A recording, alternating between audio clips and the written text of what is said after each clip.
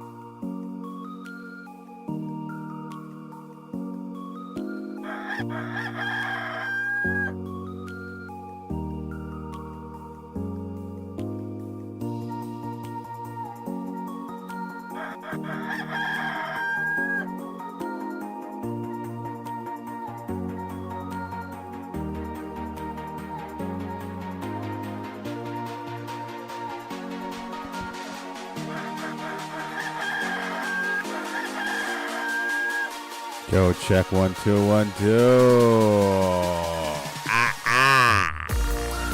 What's up, traders? Happy Friday. All-time highs, baby. That's what it's all about. The all-time highs. Yo, welcome to the show. Happy Friday. I'm Shimano Trader. This is The Spread. It is Friday, February 9th, 6 a.m. on the West Coast. This is The Spread. Live trading show Monday, Wednesday, Friday, 6 a.m. to 9 a.m. Again, I am Shimano Trader. Welcome to the show. We are sitting at all-time highs today. The market is hot. There's a lot of great things happening in the market, and we are all a little worried as to when we are going to turn around and hit the top. If you're looking at the SPY currently today, we are already forming a topping tail on the 1-hour chart for the SPY. We're going to see if we're able to hold this level and if we're going to be able to continue higher from this point.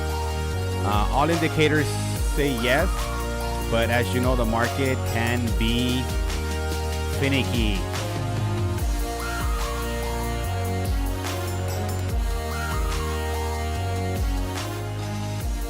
All right, traders. Well, let's go over the top 10 news for today, get you guys set up for trading. It's been a good week. It's been a good week for me. I don't know how it's been for you guys, but hopefully you guys made some money, made some good decisions, learned something. I actually took a little bit of a class yesterday with Raider Trader on Instagram, and I learned a lot. I thought I knew a lot about option trading, but this guy, his name's Andrew Raider. He goes by Raider Trader on Instagram. You guys ever get a chance to check him out online? He's very unique in how he trades. He uses a lot of option flow and a lot of things that I didn't realize that you can use. Like, for example, one of them being the range. So I didn't know that the option chain gives you an expectation range of how the move's gonna go, and that allows you to kind of chart those areas. And by charting those areas, you can get a good range for the week. So I thought that was pretty cool. I'm gonna see if I can do a video about that, because I think that was something that really helped me understand. If you're gonna chart something, might as well chart something where it is expected to move. So yeah, I'll go ahead and share some of that with you. Also, I think it's at Raider Trader on Instagram, so you can check him out. All right, we're gonna start our background music now. Hopefully our background music doesn't cut off the stream today.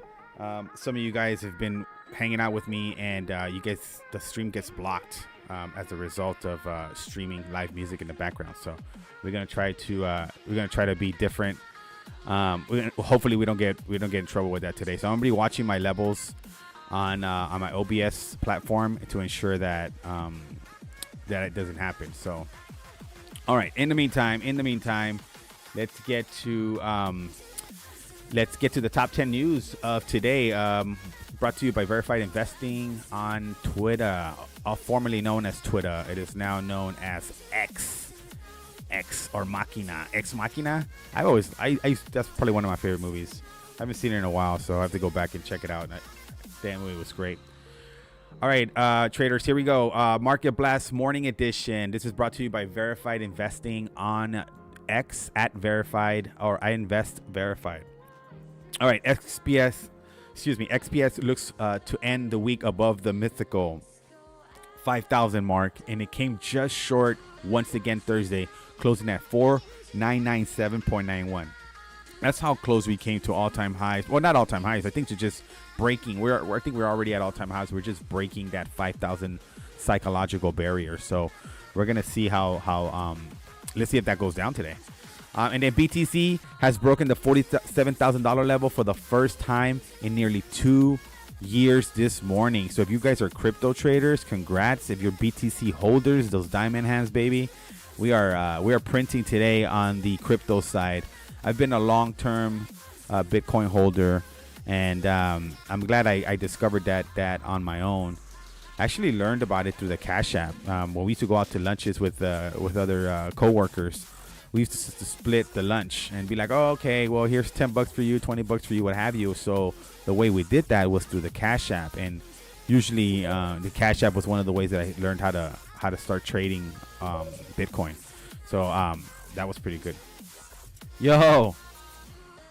Oh, man, you're probably right, Taquito. Thanks, bro. Let me check on that. Man. You got friends, man, in good places. They help you out with that. All right, so let's see. Let's go back to that. We're still learning around here.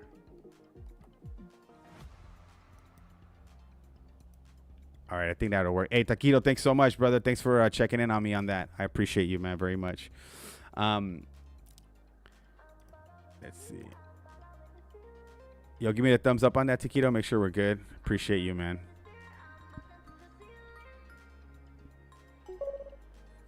Oh, thank you, man. Thanks so much, man. I'll pop in on your stream later on. I'll be off air in a couple hours here. Yo, shout out to Taquito, man. Hey, Taquito, where are you joining us from, by the way? What state are you in? Let us know. I don't know what state. I don't know if you're still in here, but I always like to shout out the states that you're in. What time zone are you in? Lithuania. Oh, my God, bro. You're not even in the same country. Shout out to you, my friend. You're a good person. Thank you so much for jumping on here real quick and helping me correct that. 4:07 p.m. My God. Had no idea, man, Taquito. That's awesome, bro. Well, thanks again. Thanks for popping in and for dropping, helping me out with that stream. I appreciate you. All right. Like we were saying, so Bitcoin is, approaching that, we're pushing the $50,000 level. So we'll see how that turns out. Really excited about that. Just watching, some of those holdings grow. The way they have been has been good. And then NVIDIA has gained 228% over the last 52 weeks, and it's now worth more than all of China's benchmark Hang Seng Index. Jesus Christ. So one stock in our index, NVIDIA, is worth more than the entire benchmark Hang Seng Index. That's incredible. China's week-long Lunar New Year's holiday starts tomorrow, with millions of people already on the road. Expect even more volatility in the beleaguered stock market for the next week in thin trading. Pep reported mixed earnings before the bell Friday, with net income more than doubling to $1.3 billion. This was overshadowed by revenues missing forecast. Shares are down 1.4% before the open. And the net is up more than 24% pre-market, trading after an earnings report that beat on the top and bottom lines. The company also reported confident full-year guidance. And at Dallas Fed President Lori Logan is due to speak at 1:30 Eastern time. So that should be interesting. And then Tesla is aiming to extend its rally to a fourth session to end the week. Shares are down 24% so far this year. Now I've been adding to my Tesla position, believe it or not. So I've been adding to that position, and I'm just a long-term holder of Tesla, and I'm a big supporter of Elon, and I know how much that guy gets bashed for everything that he does, but I like how he fights back, and I like that when people fight back. All right, traders. So we're gonna do our morning setup here with the SPY and show you guys the strategy that I'm using to kind of set up my trading. You can see on my chart, I've been trading some positions throughout the week, and this is Sean. Yo, yeah, you guys. I don't know if you guys heard the announcement from Sean yesterday. So apparently, if you are a TradeCaster member, you are not only going to be able to use the platform to share your trades and see other traders trade, but in addition to that, I think Sean's adding TradeZilla, FoxRunner, Lightspeed, and Trade Ideas. I believe they're all going to be part of your membership. So if you're considering joining TradeCaster, you're considering being a member here, it comes with a lot of great new value now, according to Sean. So shout out to Sean for doing that. All right, so we're gonna like I was telling you guys, I've been trading options here in and out all week. Been only live trading here 3 times a week, but I've learned not only that, I'm sure this is stuff you guys already know yourselves, but let me turn this down a little bit. It sounds really loud in my headphones. I don't know how it comes across here. According to my levels here, it sounds pretty good as a background for you guys. I don't want it to be too loud either, but I don't like dead background. Anyway, what was I saying? Talking about SPY. Oh, and trading. So yeah, so I wanted to confirm with you guys, option trading, and just any kind of trading in particular. It's important that you guys recognize that. At least I've learned this both the hard way. Sorry guys, I'm just a little trying to make sure I'm coming across okay on the stream here. Let me go back here to this thing here. I should be fine. My box is probably smaller. Okay, sorry about that, guys. Okay, so like I was saying, so one of the things that happened to me this week is something I want to share with you guys, because it's important for you guys to recognize that there's a lot of I don't know. There's a lot of showing off when it comes to trading. Like when you're trading and you're following other traders, like, you know, obviously we as consumers of that content, we want to obviously see the person that we're learning from, and we want to know that that person is, you know, actually having success in what they're doing. That they're not just BSing us and they're putting in a lot of work and trying to trick us into believing that what they're doing is really generating revenue for them, right? So we're all in this game. Make no mistake. At least that's what it should be. Make no mistake about it, that we're all in this game to make money. We're here to make money. We're here to make money, and we're also here well, we're here to make money, period, right?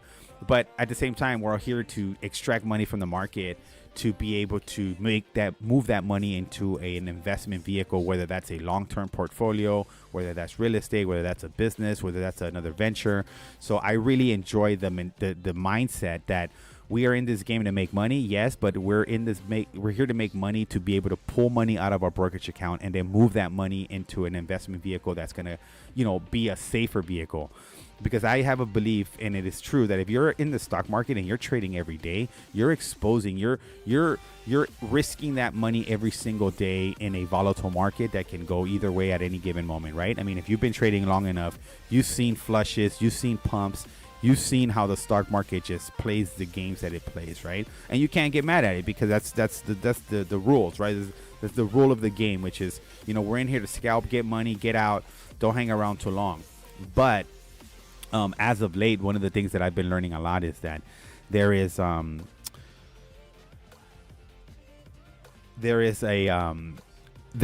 big money is going to be made on the big moves. Okay, the big money is going to be made in the big moves, and I'm going to give you an example of that right now, right before market prep. I'm going to give you a great example of that. So let me bring up coin. So I'm going to take this chart right here, and I'll bring up coin. Now I'm going to maximize this to make a point here. So bear with me, there's a point here. All right, so check this out. This was This was Wednesday, and this is Thursday, and this is today. All right, so I took a call position for coin, and I did that based on this bounce right here. So what is this, a 30-minute chart? Let's go to an hour chart.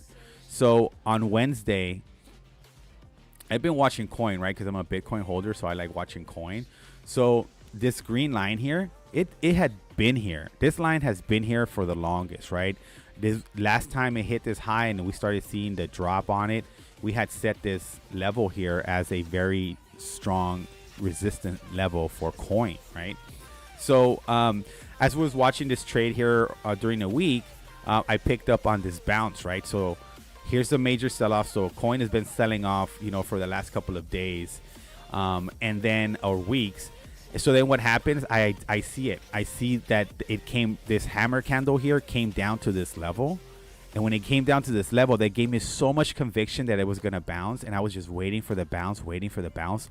The calls were super expensive, right? They were like $200-300, I think it was, for a 121 call for a Friday expiration, which would have been today.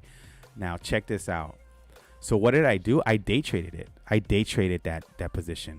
So when it dropped here, I took a call position. I think it was a 121 call for Friday, okay?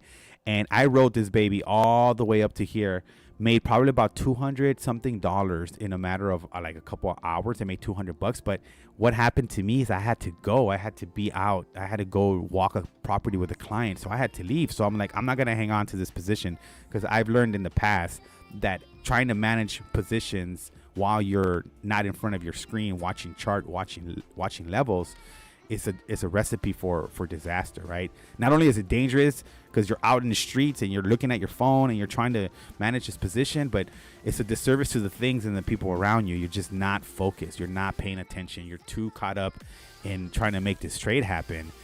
But in that trade happening, you're not doing yourself any favors. You're just not trading like you should be, period. So anyway, long way to say this. So I closed my position, right? I closed it out. I made my money. I said, I'm not going to give this up. Remember, the psychology we talk a lot about here on this channel is that we're fearful when we are losing. And I'm sorry, we're hopeful when we're losing, and we're fearful when we're winning. So as soon as you start making a profit, you're like, oh man, how can I get out of this trade? Like, you're itchy to get out of this trade, versus when you're in a losing position, you're just like, oh, this is going to come back. I'm going to hang on to this. I'm going to hang on to this just a little longer, just a little longer. And that is the reverse psychology that we have to work on as traders. I've learned that from the book, it's called The Best Loser Wins by Tom Hoggart, something like that. Anyway, that's where I learned that from. And you know, even though it sounds real easy, like, oh yeah, I can just switch it. No, once you got money on the line, you're watching positions. It is a real mental battle that is happening. Anyway, so my point is this, traders. My point is this: that I closed out this position that same day. But what if I would have hung on to it one more day, right? What if I would have hung on to it 2 more days, right? I'd be sitting in calls that are 121 calls expiring today, opening at a $143. I would have a major bag. I mean, I would have a much bigger bag than the $200 bag.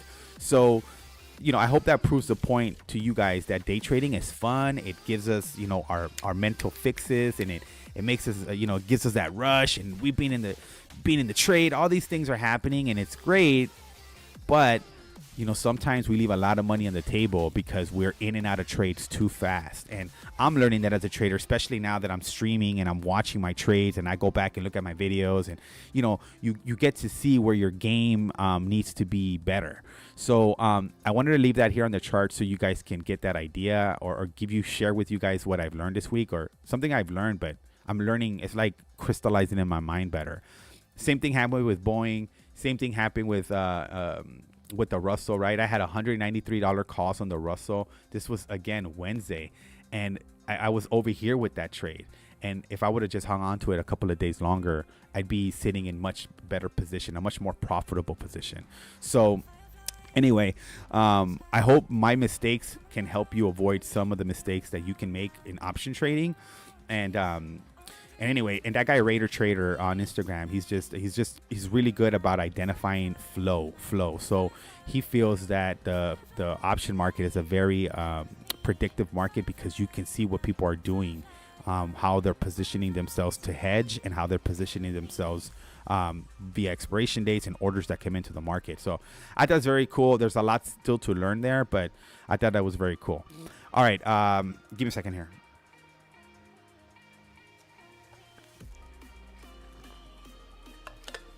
All right, traders, getting dry mouth there. Okay, so we're going to chart the SPY real quick. So if you're here with me in the morning, thank you for joining me today. This morning, I'm going to go ahead and chart or do my pre-morning prep here with the SPY. So, all right, so this is 30-minute chart. Let's leave it on a 30-minute chart. So I always like to grab the pre-market high. So I'm going to grab the pre-market here.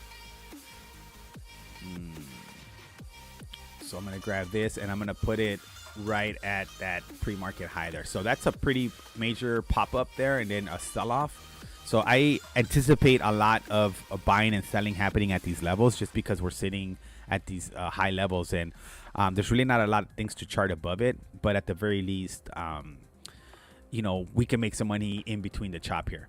All right, so then I'm going to grab my pre-market low, and I'm going to put that right at my pre-market low here. Right, so that's my pre-market low. This is my pre-market high. All right, let me just check my OBS. I'm not getting blocked or anything. Okay, yeah, I keep sharing this with streamers. It's like I've had to learn that playing music in the background can result in you getting flagged and getting your stream blocked. So I have to just make sure. It's happened to me a couple of times already. Okay, so our red dotted line here, it is red dash here line here is our pre-market low, and then this is going to be our pre-market high. And some people are very anal about where it's at in the line. I mean, you know, it's a zone. It's not necessarily like a line in the sand. It's more like a zone. Treat it more like a zone. And then I like to grab the pre-market day's high, right? So this was yesterday's high. Right, so it kind of popped up in this area here, and notice that I leave the zone there. Right, I'm not trying to make the perfect line, so I know that this area here was the previous day's high, and then I'm gonna grab the previous day low. We're gonna activate this, and this is the previous day's low, which was around here. Right, this is the previous day's low. Oh, I'm tripping, guys. Sorry, that wasn't it. That was another zone that I put on there yesterday. It's actually this one. So then our low happened around here. Again, another zone, right? So is this another zone? All right. So now this is going to be my trading zone for today on the SPY. See what we scalp. So we have our high, we have our low, pre-market low, pre-market high, and then the green box is the previous day's high and the previous day's low. So the strategy goes something like this, right? So we want our stock, in this case the SPY, to kind of choose a direction, right? Are you going to continue higher? You're going to break this level, which is 501.08. We did that pre-market. Or are we going to come back down and go below the pre-market level?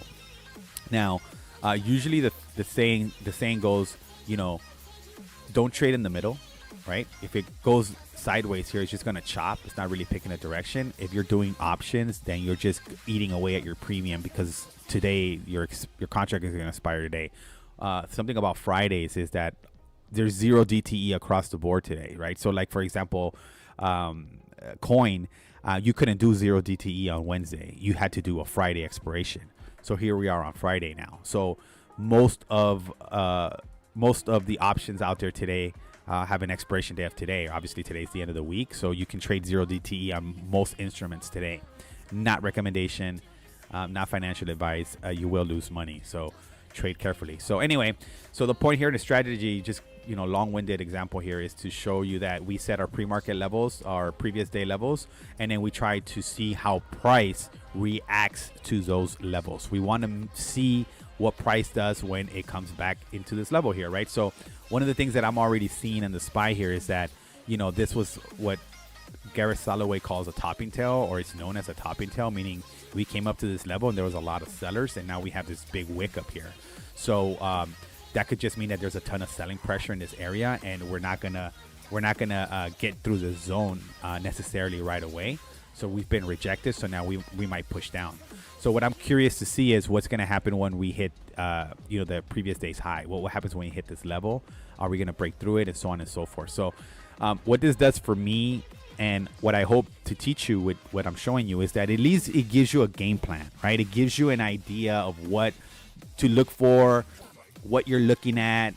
You have areas of support, areas of resistance. You have something to look at your chart that's going to help you trade or execute a trade, or at least give you higher probabilities of a successful trade, just because you're trading based on what you're seeing and you're anticipating. But you have levels and you have support and you have things that you can look at and work off of. So that is, I think, a better way of trading than just jumping in and out of a trade. So we're going to continue to watch the SPY. I usually trade the SPY on a 50-minute chart just because I just want to scalp it for the most part. And then I want to use my other positions to try to take longer swing option positions on those. All right, so we're seeing the SPY sell off a little bit. See, there was a ton of chop here yesterday. Today, I'm in a Lotto 491 put on the SPY. It was just $5, I think, and I just did it for entertainment. Let me see. Oh, I don't think I listed it. Oh, I gotta put it on here. Yeah, I'm in a 491 put on that. So we'll see. You know, I call them Lotto plays because, you know, I don't know if that's gonna happen or not, and it's cheap enough where you're like basically saying, yeah, I'm throwing away $5. But to me, not to give you guys a bias, but just to me at these levels, it feels like we're very optimistic that we're going to break above 500, and everybody's just chomping at the bit, and everybody's like, man, we're going to break 500. And once we do, we're going to pump higher. But, you know, I like to, there's this other gentleman. He's I forgot what his channel is. He's on YouTube, and he's one of those guys that believes in being a contrarian, right? Like, when people are thinking this going to the moon is when you got to start getting worried. When people are saying, oh, this thing's going to, it's like what they were saying about Bitcoin, right? Oh, this thing's going to fall. It's going to drop like a rock, what have you. So I like to be a contrarian, like to go against the popular opinion. And that's both work well for me and not so well for me, right? But anyway, that's how I feel about SPY today. I think everybody's really excited about it breaking 500. It's going to continue to go higher. But it may not. It may not. Let's see. I just want to look at what position I have open on SPY so I can put it on my chart here so you guys can see it with me. So I have it's a 491 put that expires today. What are you laughing at, man? What are you laughing at? I'm going to just put it on the chart. You won't even be able to see it anyway because it's like $9 to the bottom. But you just never know, man. I mean, you just never know. Everybody's so euphoric right now. And everybody's thinking, oh, you know, we're going to the moon, right? Everybody's like, where Bitcoin was at 69,000. It's like, oh, we're going to 100K. It's just going to happen. And sometimes it doesn't happen. So anyway, so I'm going to put it on the chart there. You can see it on the daily that it's, Jesus Christ. Look how far that is. But I've seen weirder stuff happen. So if something crazy was to happen today in the market, we're just positioned there to make some money on it. High probability that it's not going to happen. All right, so we're going to keep this chart here. We're already falling. So we're watching that. And then we have Boeing. I've been in and out of Boeing. Excuse me. It says closed positions here. So you can see that those positions are closed currently.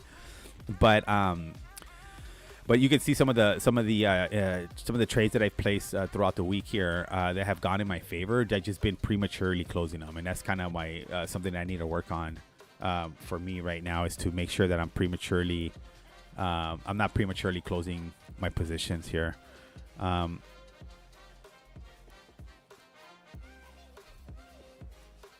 Okay. I just wanted to make sure that everything's going good with the stream. All right, so SPY's dumping here. We got about 2 minutes until open. You guys get ready. Boeing is falling. Russell, same thing, right? We have these topping tails. So I'm going to be looking for puts positions today at open. I'm going to see if I can get some puts going. Boeing looks really good at this level here. You know, we saw a little bear flag happen yesterday, and that played out well. And then Russell is just a little euphoric right now. It's really happy that it's making money, that it's been one of the laggards so far. But yeah, looking at Boeing here, you know, I'm a little bit on the put side there.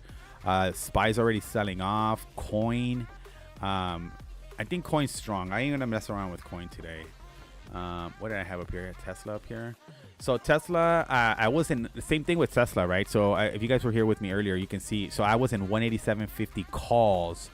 I think it was like Tuesday or Wednesday. And again, just made some money, got out because it happened to me last week. I'd already been like, oh, last week it happened to me where I was in the money and I didn't get out. And then I ended up losing half of the value on the contract at the end of the week.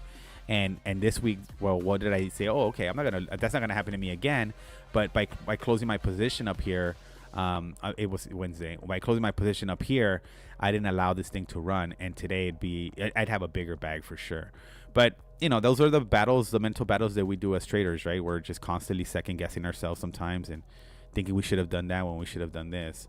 All right, traders, you got about a couple seconds here till market opens. 4, 3, 2, 1, 5 seconds. All right, good luck today. Trade safe and good luck. Let's see if we can find.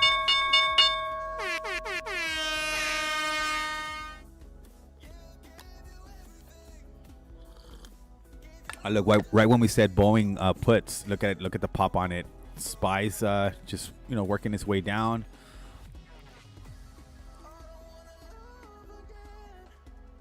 All right, so we're going to keep an eye on those. See, now we're watching the SPY. We're going to see how it reacts to this level here, right? So this is the previous day's high. We've sold off to that level. Let's see how we react there.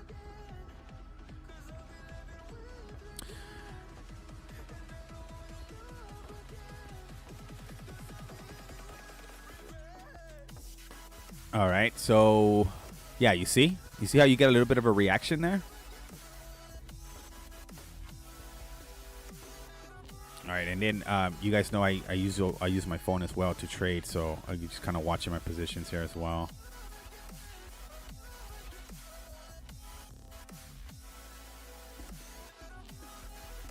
All right, so we're watching the SPY hit this level here, which was previous day's high, and we see how it reacts at this level. Watching Tesla, I think everybody's spooked at this levels. I think everybody's like, oh, are we going to turn? Are we going to keep going higher? A little bit of indecision in the market.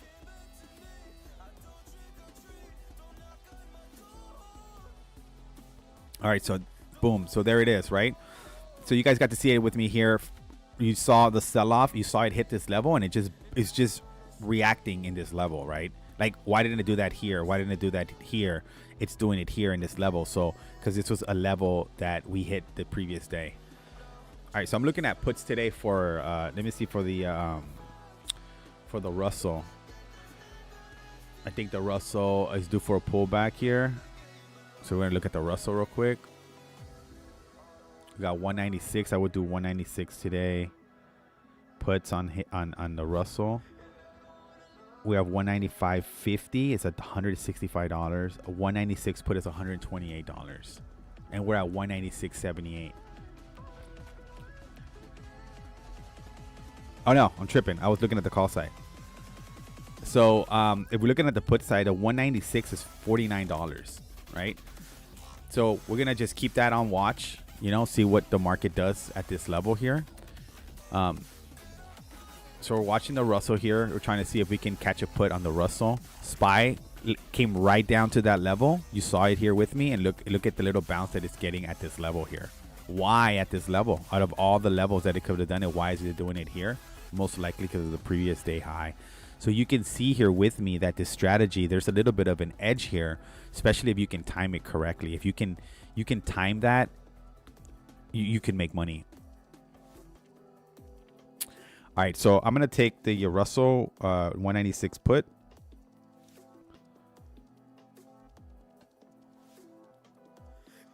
All right, so that's gone through. So we're going to go ahead and move our line up here. And we're going to see how that trade reacts here. So we'll put 2.9 put. I'll remove the close from there.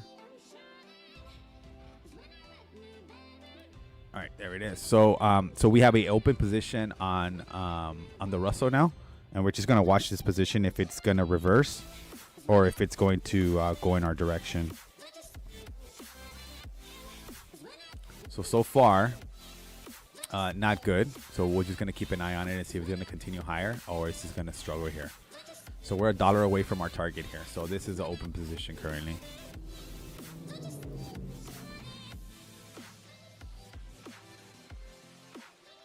I get the SPY bounce right off that level.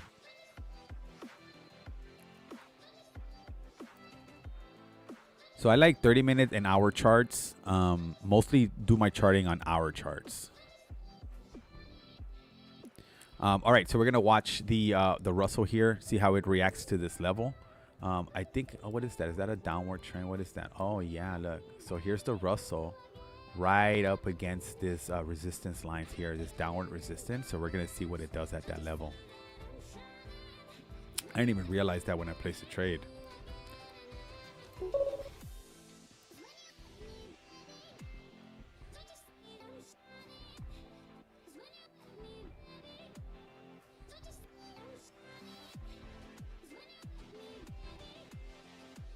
All right, Sean, have a safe trip, buddy. All right, so we're watching the Russell trade go in the opposite direction, but I'm going to give it an opportunity to hit this green level here. So the green EMA line to me is a good indicator of where we're feeling bearish or bullish. So if we're under the green EMA line, I tend to, remain bearish. But if it breaches that line and then it finds it as support, then it usually means that it's gone the other way. So right now we're watching that, see how it reacts when it hits that level.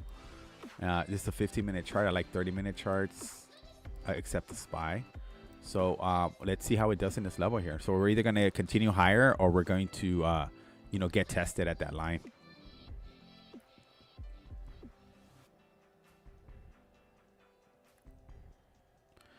So what I also like to do, I think you saw it in one of my other charts, is just like to just create little boxes around this level here, right? This sell-off area here.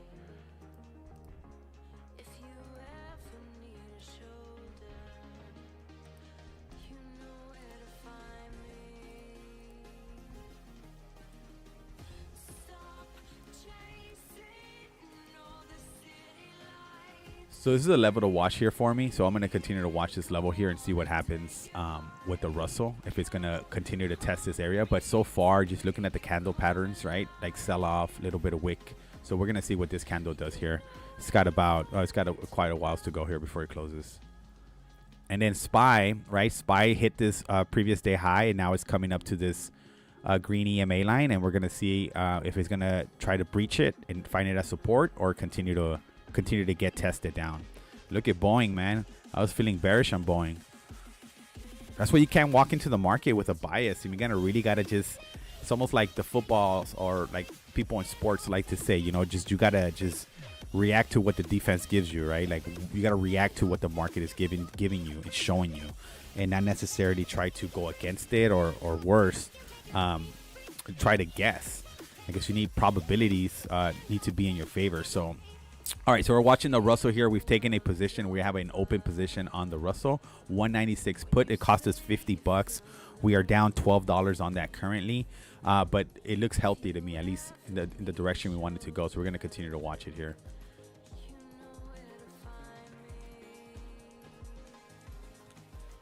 And then Boeing's had a pop. I've been trading Boeing on and off for a couple of weeks now. If you've been on the stream with me, you've caught some of these trades with me. We've caught pretty big moves to the downside, and we've had some good moves to the upside. Boeing's been really good to me this year. All right, so here's the SPY, right? So SPY reacted off this level. It came right back up five-day EMA line, and now we're having a little bit of a resistance happening in that area.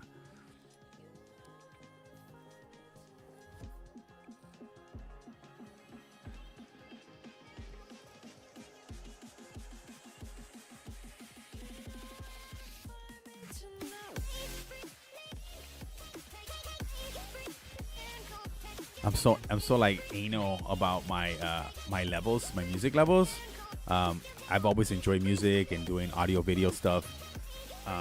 So I want to make sure that the mix is proper, right? Like it's coming across the right way on the airwaves, so you can hear my voice, but it's not being drowned out by my music, or my music is not being drowning out my voice, and vice versa. So any feedback, let me know. We got Lithuania in the house, and anybody else, let us know where you're joining us from. Around the world, around the country. What a crazy and amazing opportunity to be able to share your stream with complete strangers and just share your ideas and build a following and you know, build relationships with some of these traders around the world. I think it's what a great opportunity to do that. So glad Tradecaster is giving us that opportunity to do that. Okay, Tesla is continuing to move higher, right? You know, not feeling, you know, we were in some great calls there and then puts, and Tesla was a really good trade for us this week. We made up the loss from last week and it's continued to power higher there. We're going to keep an eye on that. And then our Russell, right, continuing to just show signs of maybe a little tired at this level, maybe a little bit of tired at this level. But we'll see if it can gather strength. But if it can catch the 5-day EMA line to the downside, we should be able to make some money on our position today, even if it's just for a short gain. SPY doesn't look too healthy to me either, at least not at these levels. So we're trying to see what it's going to do here as it tests the previous day's high, and it's going to maybe come down and test that that pre-market low.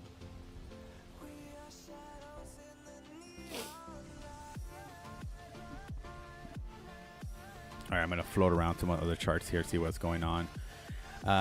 Pins is selling off. AMD is just down like 3 pennies. Apple is down 3 cents. So, you know, just a little bit of like stagflation right here. Or I mean, like it's just kind of like stuck. The Qs are down. Peloton it's down. No, it's up 8 cents. Coin finding a little bit of resistance there. And then Macy's. I was in a lotto play. I don't know if you guys follow my alerts, but I was in a lotto play with Macy's for $20 call for today. There's just rumors about something going on with Macy's. So I just took a, like, I don't know, like a, you know, just stupid lotto plays, you know, just like giving money. I should have just gave that money away.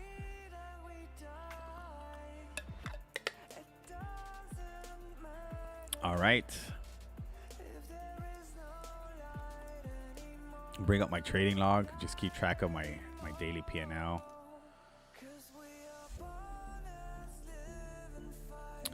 All right, continuing to watch the Russell here, SPY and Tesla and Boeing. I'm a little tempted to take a put on it. I don't know what's making it pump today. Let's see if it's got any news.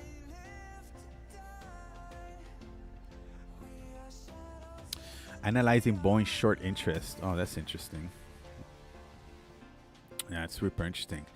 Yeah, so when there's short interest in a stock, you know, usually there's a short squeeze, right? So everybody's bearish on a stock, and then so everybody piles into the short position, and then a squeeze comes. I think that's kind of what happened with GameStop, right? Everybody was so short on it, and then when it started going the opposite way, all these people started closing their short positions, and it just made the stock just rocket higher, higher, and higher.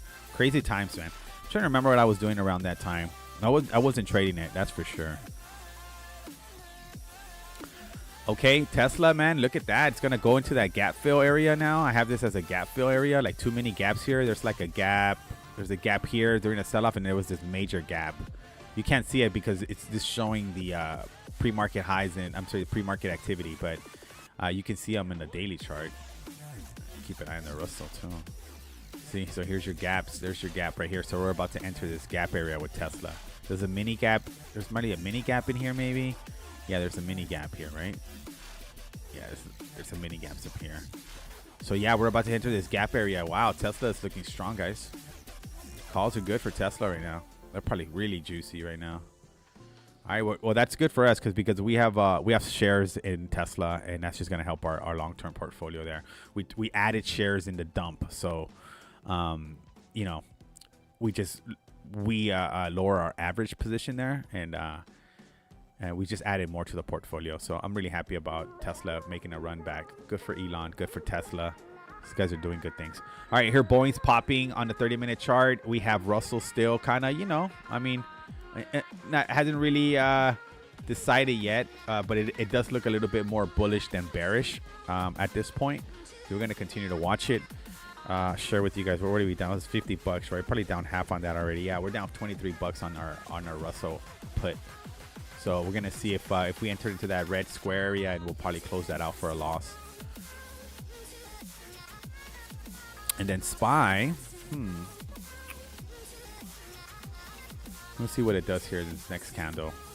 That's 2 minutes away from the next candle on the SPY, and we're about 15 minutes away from the next candle on Russell.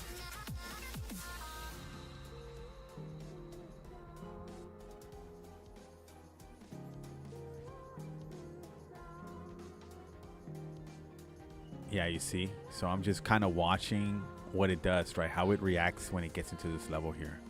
So a lot of trading is just, patience, right? Like being patient, A+ setups, finding the right setup and then positioning yourself correctly, right? Meaning how many contracts and just having a strategy to enter and exit a trade. And I think a lot of us traders, we think we have a strategy, and then we see a trade and we just jump in it. We just throw like strategy out the window. It happens. So there's Boeing giving it up a little bit more. 210. I would do 210 puts on Boeing today. Let me see that chain. It's probably expensive. But look at that. It's already coming back down.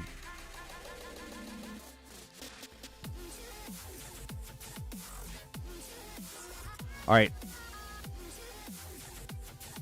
Not financial advice. You will lose money. I'm trying to open up a put on, see if I get filled here. A 210 put on Boeing. I don't know if it's, oh, there it is. It gave it to me. All right. So we're in puts now for Boeing. We'll do 210 puts on that. See how it works out for us. That's a good level, by the way, for Boeing. So it's a little bit of a scary level, to be honest. All right, so that's our 210. So we're gonna watch Boeing here, see if this is just all a big, just a big morning pop, and see what happens. Okay, so look at the SPY here, right? So SPY next candle open, we're below our 5-day EMA line, right? So we're finding resistance here. So we'll see how that plays out. But that usually to me means, at least for this next candle, we need to get above that 5-day EMA line. We need to stay above it or open a full candle above that level, and then I think the trend will change.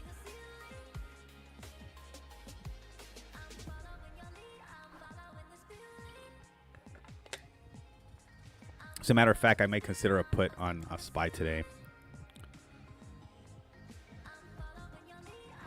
So what is it, $4.99? So maybe $4.99 as the put. $94 for that.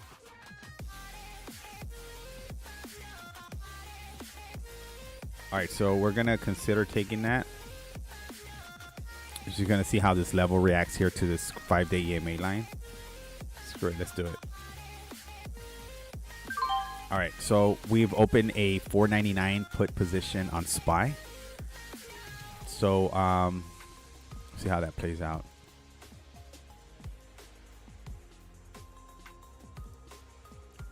This could move really fast on us. It would be out $94 before you even know it. So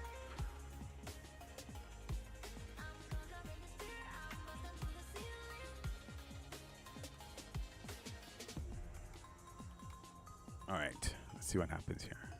So we don't lose our asses today. Typical of a Friday, right? All right, so we're currently we're just taking puts right now. So we have 3 positions open. And we are sitting on SPY puts, Boeing puts, and Russell puts right now. We're going to see what the next couple minutes reveal. And then we're going to make decisions if we're going to close positions or stay in our positions here.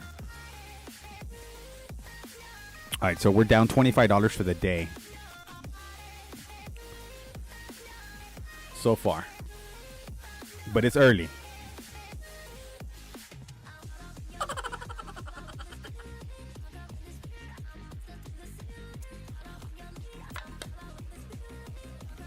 So you see what SPY did here. It kind of came sold off, and then it, we have a little bit of wicking action here. So we can very well be, buyers might have stepped up big time here to give us our next move. 2.4 million on that 15-minute candle there.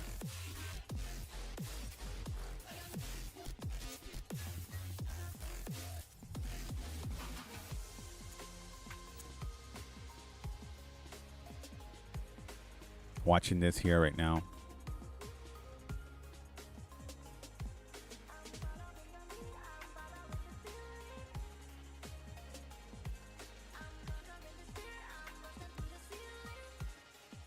Look at Boeing, guys.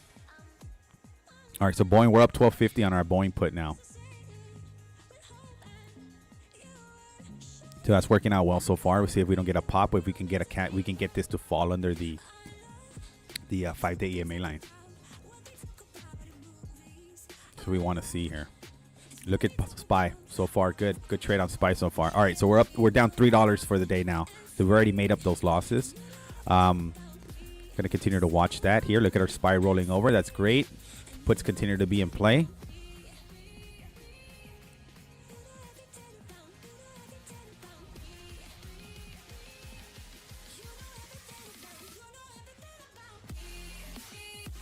All right, so we're watching SPY puts. We're in SPY puts, we're in Russell puts, and we're in Boeing puts. So far, that's working out. You see, we get a major pop reversal here. So we're holding SPY, Russell, and Boeing.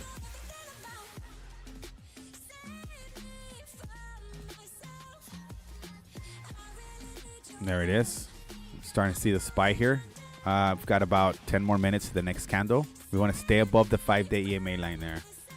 That's the goal.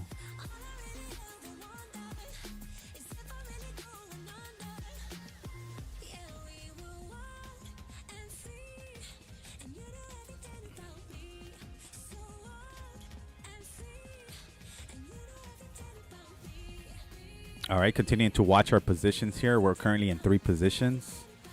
We have our SPY puts, Russell puts, and Boeing puts currently. And we want to see on the SPYs to continue to stay under the 5-day EMA line, and we'll continue to stay bearish on that position there. And we're watching our Russell roll over a little bit too.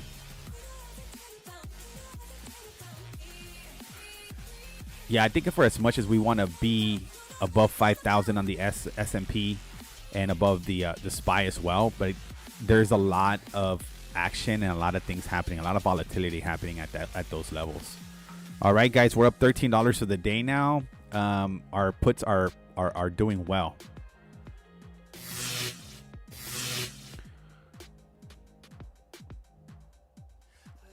All right, very good. So that's going well. Boeing's going well, and so is our Russell. All our positions that we've just taken here live with you guys today are doing good. So it's just a matter of how long we're gonna hold these before we get scared. That's what I tell all my traders, man. I tell them, look, right now that we're making money, I'm fearful. I have this fear in me that I'm making money, and how long is it going to be before I lose it or it reverses on me, right? But if I was in losing positions right now, I'd be hopeful. I'd be like, it's gonna come back, guys. We're gonna stay in these plays. Blah blah blah blah. So it's just such a weird dynamic that happens in our head. Hey man, we might have a flush coming. Stay tuned. Look at Boeing completely reversed. SPY's catching some momentum to the downside, and the Russell is obviously catching some momentum to the downside as well. All right, we're up $36 on our Boeing puts.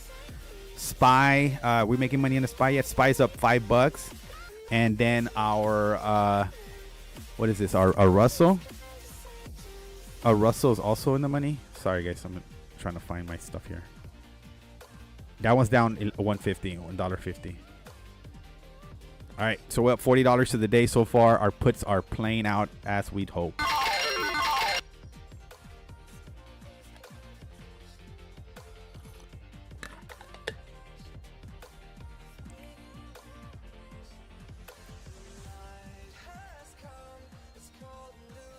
Oh, there goes the SPY, guys. Getting ready to dump. There. All right.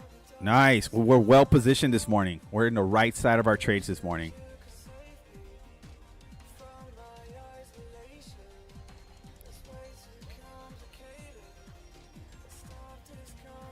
Continue to watch these positions here. Nice. We're gonna break that previous day high here. We're watching this. We're watching SPY. Puts are the plays right now. Puts are the play. So if you're just joining us right now, these yellow lines are our target zones for our puts currently, expiration dates, strike prices. That'll show you what positions we're in right now. I'm going to close out my Boeing.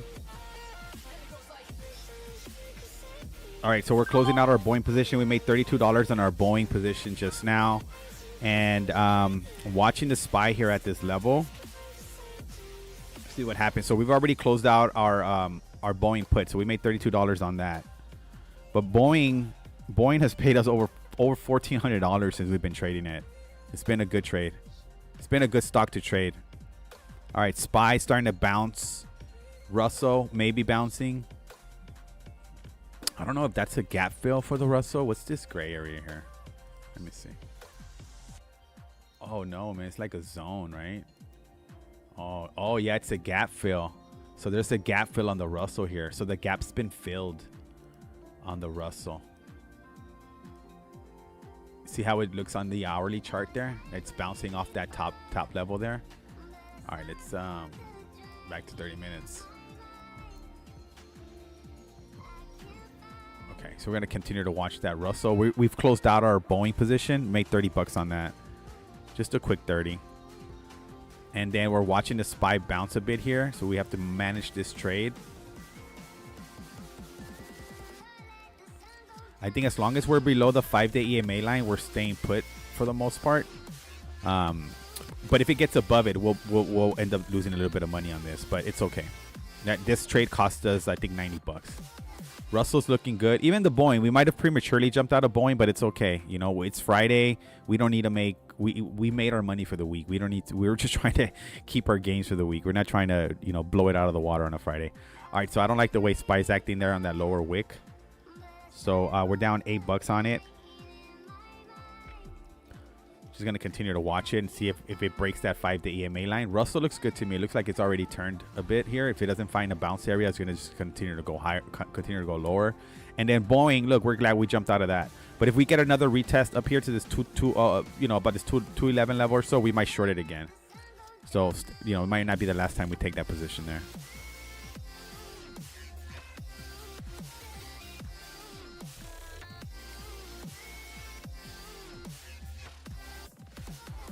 All right, 6:56 on the West Coast. I am Shimano Trader. This is The Spread. We stream live 3 times a week, Monday, Wednesdays, and Fridays, 6 a.m. to 9 a.m. Pacific.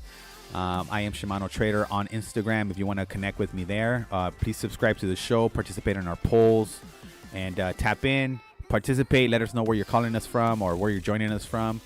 And thanks for joining us on the stream today. All right, continuing to watch the SPY here. So this is, I think, a decision area for SPY, right? As to what's it going to do here? Is it going to continue to test this previous day high as support? Are we going to break it? I feel that if we can break this area here, we might continue lower.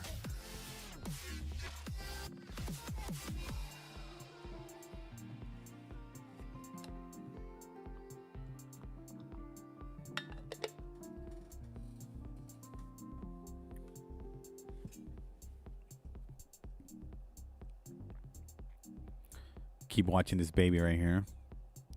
The move might come fast too, though, right? And then also what I find myself doing is that I'm anticipating the next move here so much, right? I'm anticipating so much that anything above it is gonna make me overreact real quick. Like I won't even give it an opportunity to kind of settle down, and I'll close it out. So,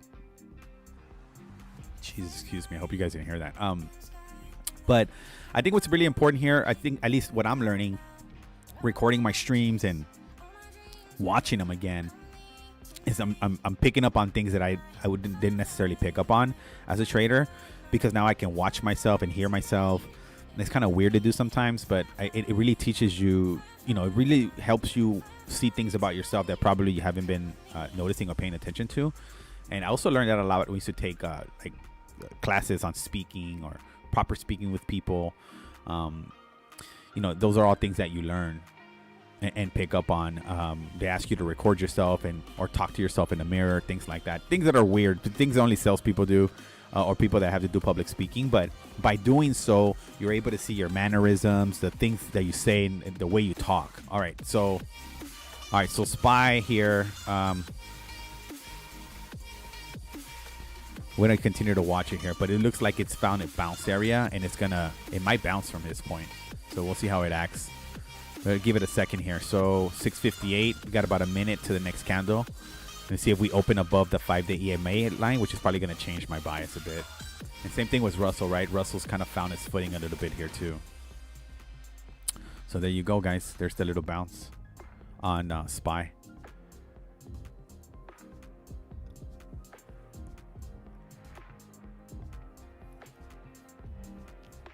But you see how at least my immediate reaction here is to try to, okay, how am I going to get out, or when am I going to get out? But we just got to give it a chance. You know, it's going to continue to bounce and have sellers and buyers figure it out right here. But we got a couple seconds to the next candle. We'll see how that opens up.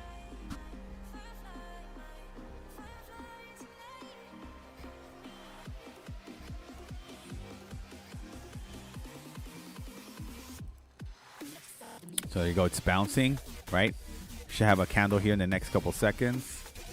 3, 2, 1. And there's your next candle right above the green EMA line. So now this has become support. What was resistance here has now become a little bit of support. We're going to see how this reacts.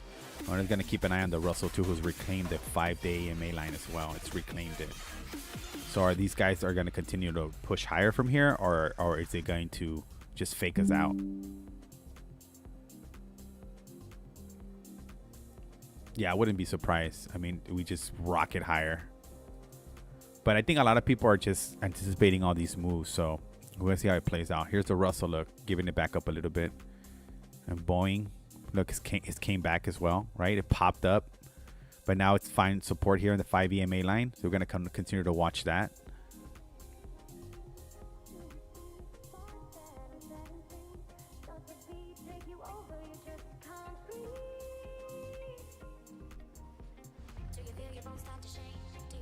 Yeah, look at the SPY, right?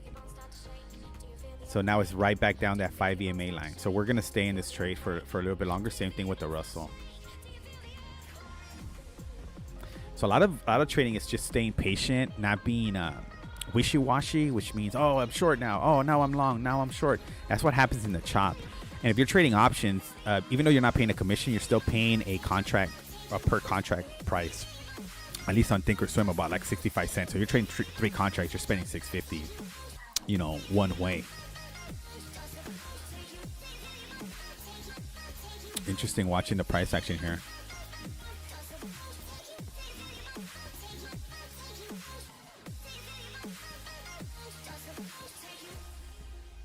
So my SPY position is down $13, if you guys are curious about that. And then my Russell position is down $20. So I'm down $23 overall with these two positions right now. Even though we made some money on Boeing, I think Boeing paid us $23 when it got filled. That's another thing that happens, that you're like, oh, I'm up $50, and then you close out your position, but you got filled at a different level, right? So you thought your $50 turns into 42. So that's also something that happens when you're trading options. Or anything, you know, where you get filled, especially if you're just doing a market order, you know, you're just gonna get filled wherever it's gonna get filled. Look at Boeing now. So Boeing, we took our puts, it popped, right, and we closed out our position, and now we're starting to retrace again.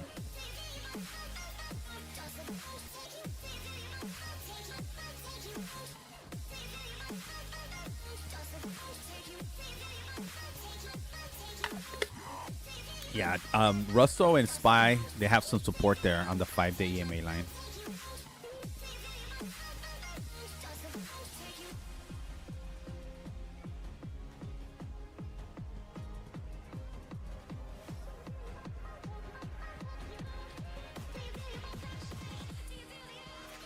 There's the Russell here. Slow go team, but we got to stay patient and we got to stay disciplined. Gonna watch what's going on. Apple, kind of flat. AMD's kind of, it's up $1.30.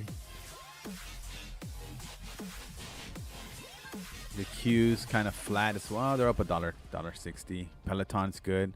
We've been in a Peloton trade, just accumulating shares. I just think that's a good acquisition candidate for anybody who wants to get into the sports fitness life. Somebody like Amazon or Apple would be a good company to acquire Peloton. That's the play there. Look at Boeing, man. It really reversed now. So we're watching, Russell here and SPY kind of just battle it out, man. They're really trying to battle it out with that 5-day EMA line. We're going to see what direction it's going to pick. But it looks bullish right now. It looks like it's regained that. It's just trying to gather some strength. Boeing, the one position we close is the only one that's really showing strength in our favor.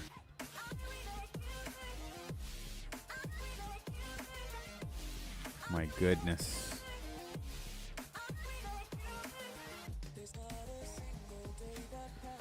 All right, we're staying patient here, watching these plays.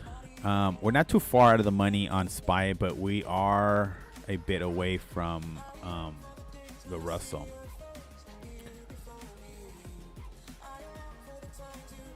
Yeah, look at Russell here, starting to build a little bit of strength here. You know, that's another funny thing is the more you zoom in onto these charts, the candles looks more and more dramatic, right? Like the move looks more dramatic than it really is.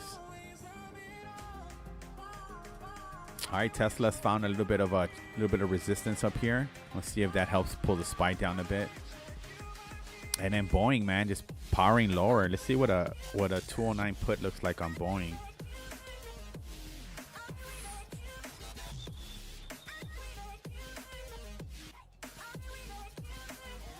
Oh, there is no 209. There's 207.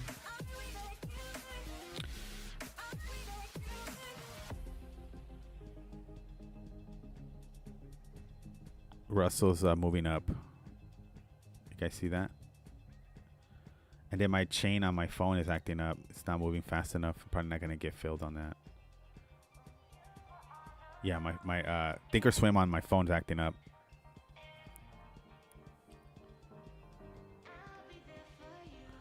All right, continuing to watch the SPY here, kind of trading sideways for the moment, and then Russell's found its footing here. It might turn up higher if it can break through that red zone there.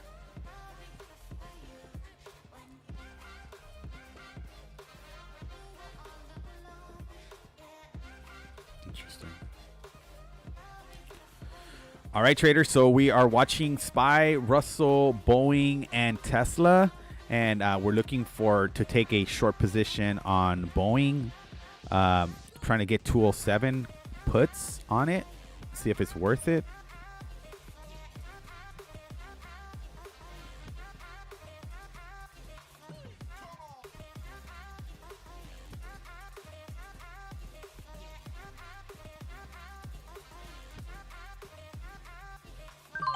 All right, so we're taking some Boeing puts, 207.50, 0 DTE, not financial advice, you will lose money.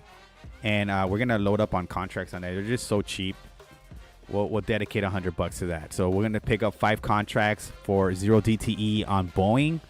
207.50 is our strike price right here. And we're going to see if we can get down there, or at the very least, get close enough to make some money. We got enough contracts there, so we'll see how that plays out. So we want Boeing to flush here. It looks like it's going to flush too. So we'll see how it plays out.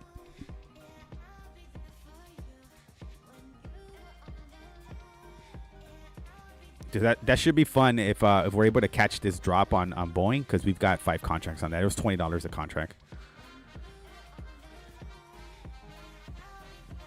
But it felt real slow on my phone, like Thinkorswim is having trouble with their app right now.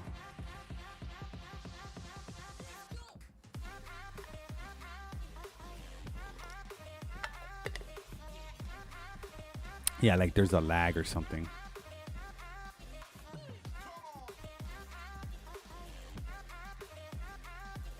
So now SPY's bounced off the previous day's high, came right back down, retested, and it's now above the 5-day EMA line. So SPY could be getting ready to make a move here, or it's just going to continue to chop sideways. But it's definitely got an upward trend, upward pattern there.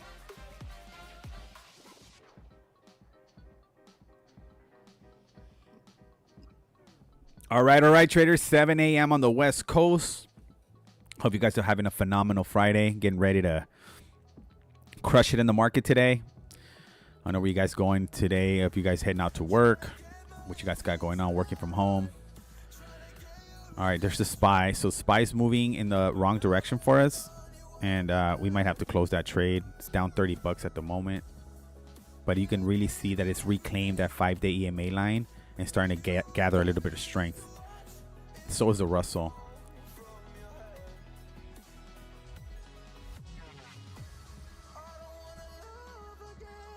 We'll just continue to watch here. It's still early. Market's only been open for a little bit over 30 minutes. Watching Boeing here. Boeing's looking good for us. It's helping us with some of the losses here in these other trades.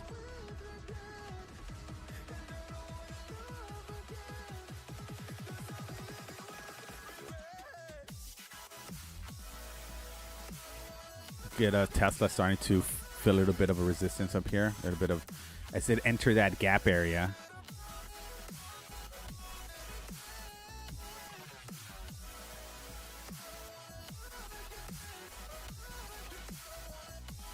Yeah, look at the Tesla. Tesla, I think, is a big part of the SPY. So I think that retracing is not. It's good for SPY to retrace as well. Oh, look at Boeing, guys. Boeing's looking solid. Our puts are doing good there.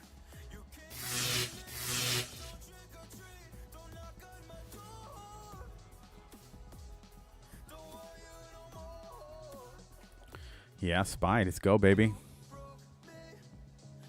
Oh, I mean Boeing. Let's go, baby.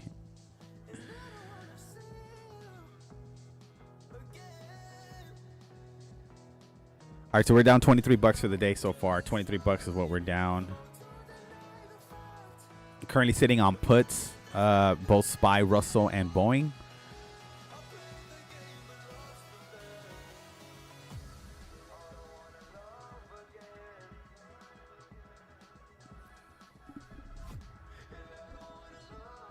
Yeah, see how all these positions, they seem indecisive, right? They haven't really picked a direction yet.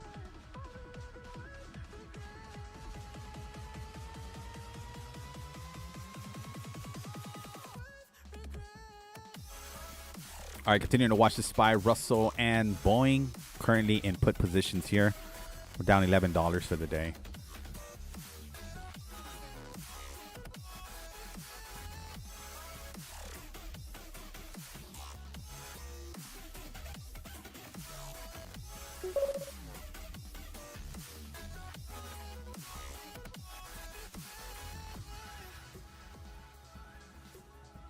What's up, Taylor Trades?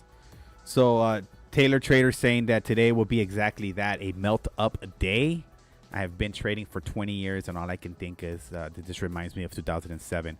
It's almost perfectly aligned. Now, I'm reading your chat, not because other people cannot read it, but because we're also streaming on YouTube and they can't see the chat. So I just wanted to read that out there. Yeah, it's interesting. So what do you mean by that, Taylor Trader? Are you saying that a melt up, meaning that we are going to, we're going to go up? Like a melt up, like, or is it the opposite of what it implies? Just curious.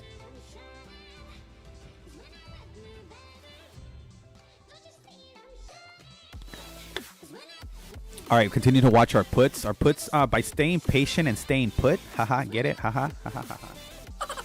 By staying patient and staying put, we're able to watch these positions play out, and so far by staying patient, things are doing good here, especially on the Boeing side. So if Boeing can break this 209 level, it's a pretty big support level there, but we should be able to get some more momentum to the downside there, hopefully.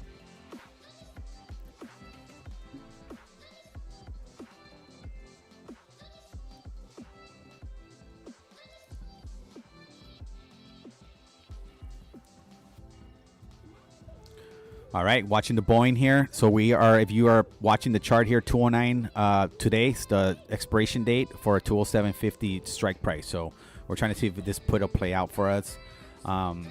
Even though the market feels bullish, right? Like feels like all-time highs. We're going to break through. We're going to keep going. We're kind of counter trending that, obviously, by the trades that we're placing. So we'll see. We'll give it a little bit more time and see if we can find a direction, pick a direction, and trend up or down, and go from there. We do have a Fed speaker at 1:30, I think, Eastern time today. Someone's speaking, so be mindful of that.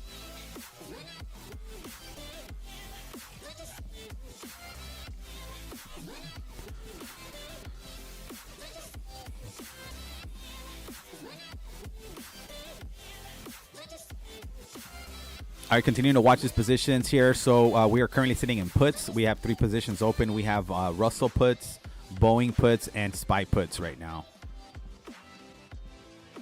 Just trying to see if this market makes a decision in which direction it wants to go in for the next hour or two.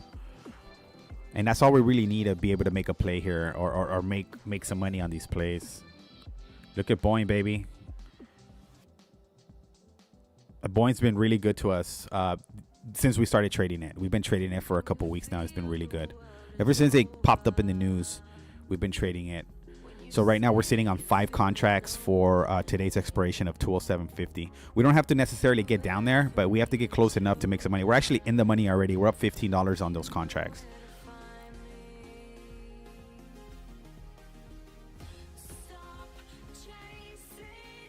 Same thing with Russell, but we don't have that contract size. We just have one.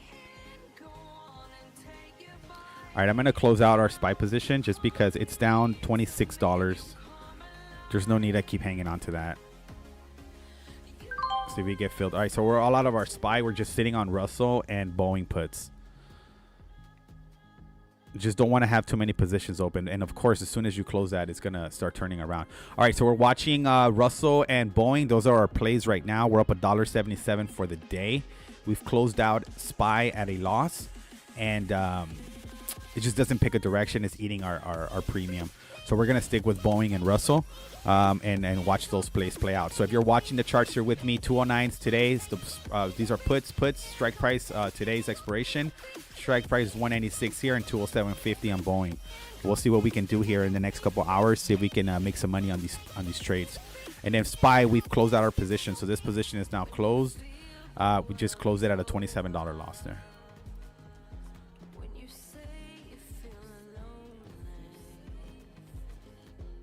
All right, Russell's going well, and so is Boeing. If Boeing can really catch a flush, then we're going to make money today because we're sitting on 5 contracts.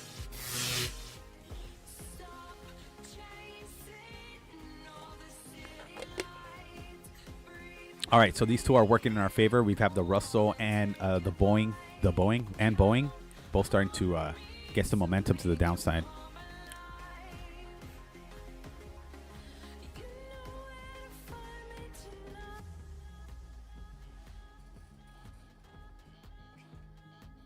All right, watching the Boeing here test this area here. What is this here? Is that a gap? What's this red line here?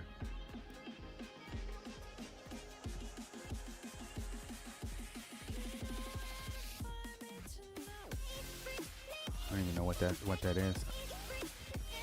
But look at it on the daily chart, guys. When you look at the daily chart of Boeing, you can see, right? It's just kind of, it's not gonna break this area here. Oh, boom. Oh, so yeah. So I think now I know what I did here. So when I was watching this thing wick like crazy here, seeing all the selling happening here as it was climbing up. You see that? So I think that's why I marked that zone. That's what I did there. All right, traders, where you guys from? Where are you checking us out from? Let us know what city, what state, what country, where you're joining us from today. And if you have any plays, or you're watching any plays. All right, so good thing we jumped out of SPY, right? Just started seeing that momentum on the SPY. I wonder what the $500 SPY calls are today. Because we got to hit 500 today, right? The calls are 71 for 500. All right, let's get to.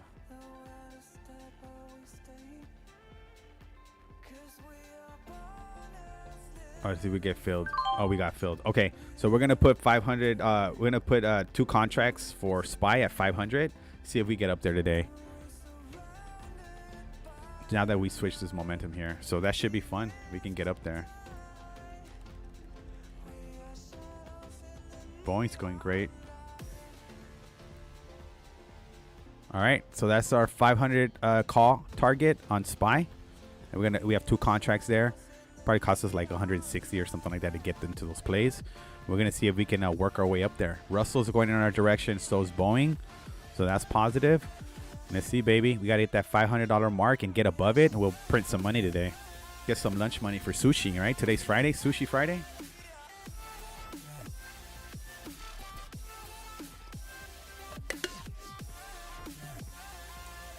All right, baby. Look at that Boeing. Boeing starting to flush. Russell starting to flush.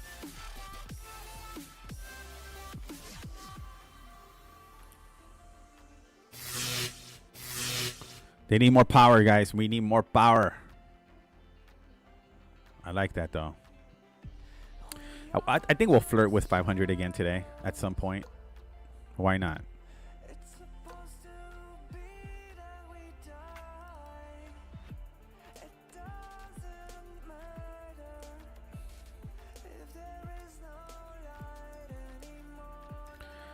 All right, traders. We are sitting on SPY calls, but are just going against us right now. We're in puts originally. We switched sides and see how that works out for us. We're trying to hit that $500 strike price on a SPY today. Hopefully there'll be a melt up, as Taylor Trader was saying. We'll catch that. But currently, what's printing for us are our puts. So we're sitting on Russell puts and Boeing puts on the left side of the screen here. So target prices are 196, 207.50 respectively. And then SPY, we're putting some $500, not $500, yeah, the $500 strike price on SPY for today. See if we can catch it end of the day, get some momentum there.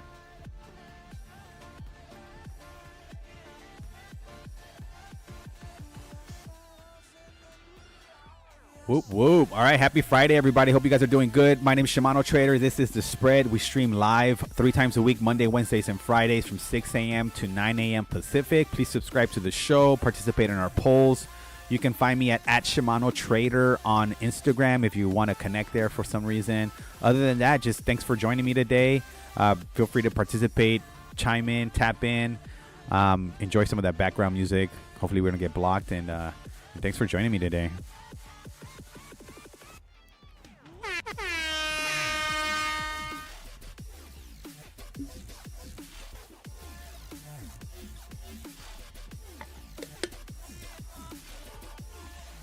All right, so we're down $27 for the day. We've been in and out of positions in the SPY and in Boeing.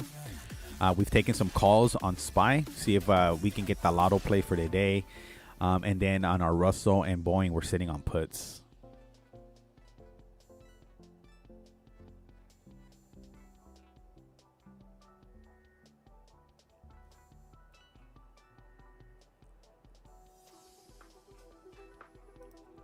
Anybody check out that Vladimir Putin interview with Tucker Carlson at all? Any opinions on that? Crazy times we live in.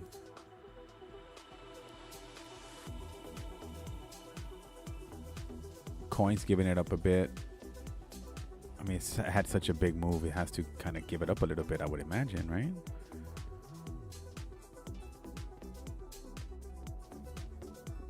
All right, get a little bit of a bounce there on Boeing. I'm going to watch Bitcoin. So Bitcoin's currently at 47,044 if you guys are curious.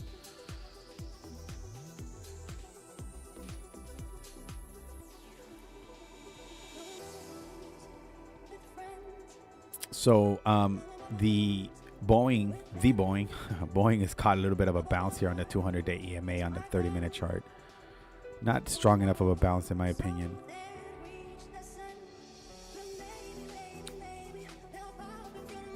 All right, there's the Russell flushing. Great. So that, let me see. We're still $7 down on the Russell here.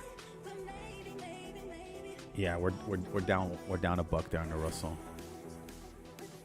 Morning, sir. All right. So we're a little bit of a bounce here on Boeing. Russell's starting to look like it's starting to build some momentum to the downside.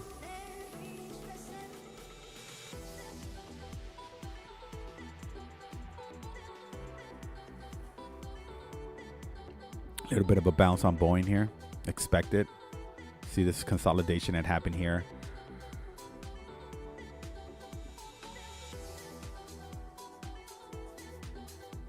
Some good tunes today. Yeah, so close yet so far away for SPY. All right, continue to watch Boeing here. Boeing and Russell puts and SPY calls. That's what we're doing today. We're down $37 now for the day. Maybe I should show my profit somewhere.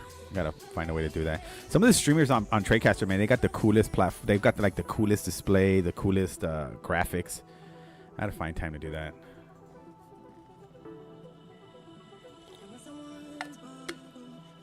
That's funny, man. SPY calls were cheap. They're probably trying to trick us. They're trying to flirt with us that we're going to get to 500 and blow past it. But SPY looks good right now, in my opinion, especially off this bounce here. You know, if you guys were with me here for pre-market, this green line is the previous day's high. So SPY popped to 501.08, sold off, and then it bounced right at that level. And then, you know, these are good signs to me. These good wicks here and good support there, in my opinion.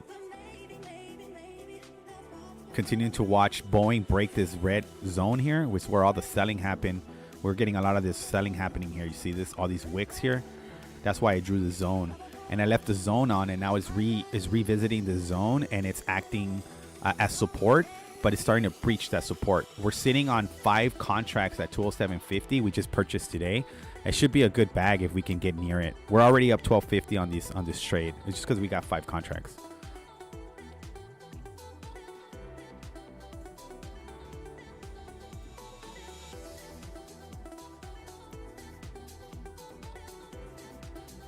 Yeah, gotta hit the field today. Got a property walkthrough. All right, looking at the Boeing play, that's going really good so far. Russell, it's got to get through this gap. I'm sure this is a gap fill for the Russell, right? That's why we have it here. Let's see.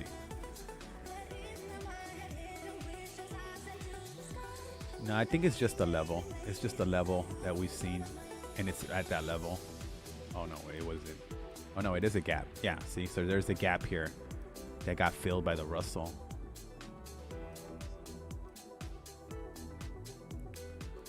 Yeah, so this is a interesting area here for the Russell. Russell's still down. We're still down on Russell. $16 on this trade. Oh, that's the hour. That's why it looks higher. Oh, this is the one we were in. Yeah, man. So I really enjoy watching the price action and how candles react to zones into certain areas. I mean, that's something that I already knew. But yesterday, we took like this little class with Raider Trader. He just was kind enough to jump on Zoom, and we actually could interact with him and, ask him questions. And this guy, Raider Trader on Instagram, he looks at a lot of option flow. So option flow, if you're not familiar with that term, basically means that they're watching the orders come in and out as people are placing trades, right? So there's somebody saying, oh, I'm going to put buy 200 contracts that Boeing's going to be at 207.50 next month, right? So you can see that on the option chain that somebody's very bearish on that stock, right? You can see it. And you're like, oh, you wonder why, right? So and sometimes it's just a hedge, right? So they've taken a long position in stocks, right? So the hedge funds, these guys with big monies. I mean, so much stuff's happening in the stock market at any given moment, but these guys have so they're in like large longs, right? They have like a million shares of Boeing, right? It sounds like a lot to us, but maybe to them it's nothing. 1 million shares of Boeing long, right? But now they got to buy options to hedge against that bet, right? To hedge against that play. So what they'll do is they'll get a million shares of Boeing at 209, but then they'll buy puts at 209 as well, right? So just in case that position goes against them, because the position is so large that a matter of cents it changing directions is going to really impact that trade. So what these big hedge funds players do is they'll place this large stock purchase, and then they'll just hedge against it to protect to the downside. So they'll buy puts against it, and then you think, oh my God, this guy just bought, you know, so many millions of dollars worth of puts, and you think he must be bearish, but it could just be that he's just positioning himself,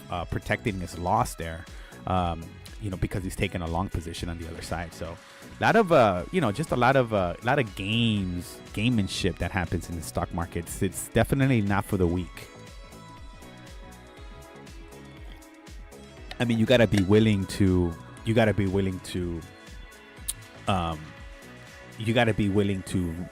risk it for the biscuit, right? All right, watching the Russell find some support in that area at the top of that gap fill, which could be bullish for the Russell, or at least that we're not going to continue to go further down. Meanwhile, our Boeing plane is going really good, and our calls are doing really well. So there's no need. We're going to just close that out on the Russell. So we're going to close out our Russell position at a loss. So we've closed our SPY at a loss and our Russell at a loss so far. We're still down $6 and $6 for the day. We're just going to close this position because there's no point in being in them when we've got winning positions right now, right? So we're watching our Boeing print for us. That's going really well for us. We're watching our SPY calls work really well for us. So there's really no need for us to be over leveraged and be spread out through all these positions, watching all these charts, especially knowing that I have to leave at 9:30. So there's no point in me putting myself in these positions, and I'm not going to be able to manage them, or worse, I just got to close them at wherever they're at that time because I have to hit the field. So, you know, you got to kind of plan your day that way, right? Kind of have to think of how the day is going to play out to some degree, so that you can position yourself. If you're fortunate enough to be in front of your computer all day today, well, that's great. You know, sometimes I have that luxury, sometimes I don't. But today's one of those days that I don't have that luxury, so I have to kind of hopefully trade till about 8:30, 9 o'clock, and then get out of the screen. All right, so like clockwork, right? It just never fails. As soon as you close out a position, trades start going in your direction here. So, but I think Russell bounces here. That's what I think. So that's my opinion. Not a recommendation. You will lose money. All right, so we're down $14 for the day. It's been kind of a little bit of a slow day. We're up $35 on our Boeing puts right now, hoping that those things continue to go lower and continue to print. We've closed out our SPY puts. That was a loser. We were in Russell puts as well. We had an opportunity to make a little bit of money, but we held, and so we just lost it there. So overall, 2 losing trades so far today. We're in 1 winning trade, which is our Boeing. That's up nicely. Actually, we jumped back into Boeing, because originally we were at 210 shorts, and we hit that, it bounced, we got out, and then we re-shorted. All right, so we're watching SPY get some momentum here, guys. We're on the right side of this trade here on SPY. We're sitting on SPY calls. I think we have 2 of them. Yeah, they were cheap enough, man. So we got 2 of those. So we're sitting on that, and then we're watching the Boeing play continue to fall. That's going to be a good printer for us today, man. Make no mistake, guys, if this Boeing play continues to go further, we're sitting on 5 contracts. So it should be a good day. And then SPY just going to continue to work his way higher. Awesome. No problem there. You can go slow, no problem on that. And then same thing with the Russell, right? So you're watching the Russell kind of find some support there, right? And it's going to, you know, it's just riding this little line here. See what direction it's going to go in. It hasn't really picked a direction yet. In options, obviously, as you guys know, time is not our friend, especially if we're out of the money. So we have to close out that Russell position because it's just, there's too much of a time decay happening there, and the trade is not going in our direction. So why hang on to it? Why? So Boeing, on the other case, you know, it's already in the money. It's not in the money. It's already giving us money, and it's showing signs that it's going to continue to push lower, especially when it gets below this 200-day EMA line here that I see, this yellow one here. It's probably going to retest that as it's doing right now, and hopefully head lower. And then Russell's recovered a bit. Look at our SPY. SPY's doing great. So we're down $9 for the day.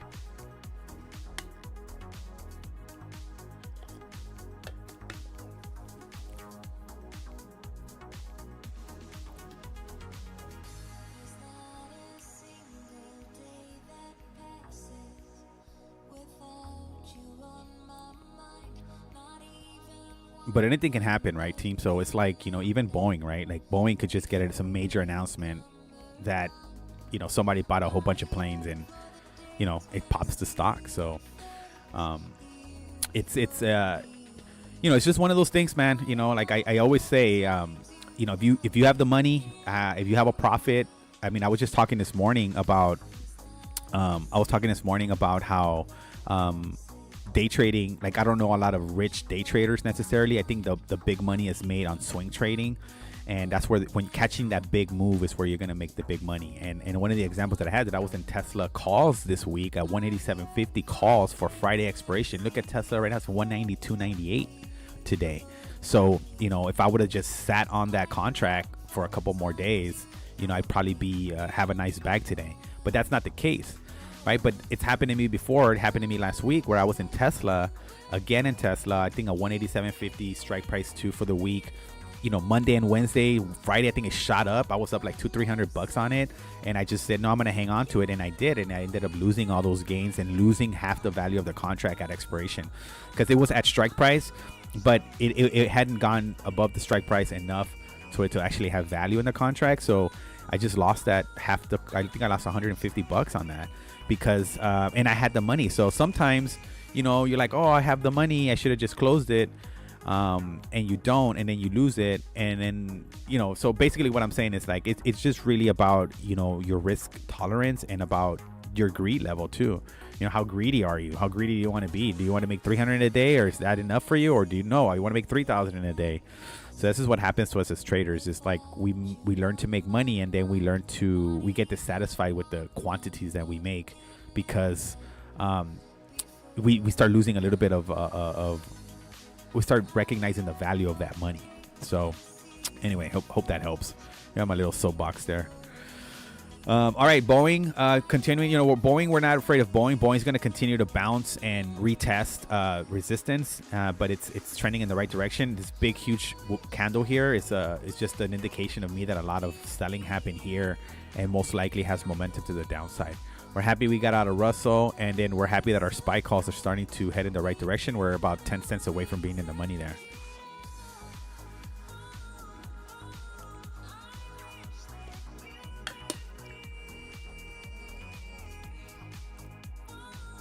All right, I gotta come do something to one of my couches today, so I gotta monitor my text messages. Yeah, and they give you that nasty window, like 8 to 12. Like, what the hell does that mean, 8 to 12? Like, that's I gotta be available for you from 8 to 12, and you can show up at any moment. All right, deal. Let's make that deal. All right, SPY's starting to find some momentum to the upside. Excellent on that. I'm glad we switched sides. If you were with me, you saw it for yourself, right? We sold off, hit that pre-market high, sold off. This green bar here is the previous day's high, so it actually found some support there. Build this nice little support, right? This nice big wick. A lot of buyers stepped up, and that momentum is what's continuing to push us higher here. We are now 4 cents away from being in the money. We have $500 calls for the SPY. Today's 0 DTE. So we're going to see how the SPY reacts at that $500 level. And if we can get above it, we should be able to trend up. I think something that Taylor Trader said earlier this morning, that today will be a melt up day, which means that we might just continue to we're just going to move higher, move higher on this. So that's a little bit of we have a little bit of a hedge with Boeing on it. And so which could just means that Boeing, we're going to have to close out that position, because if we do have momentum to the upside, it's going to pull up all the stocks, and we're going to take a loss here on Boeing, and we don't want to do that, especially with 5 contracts. So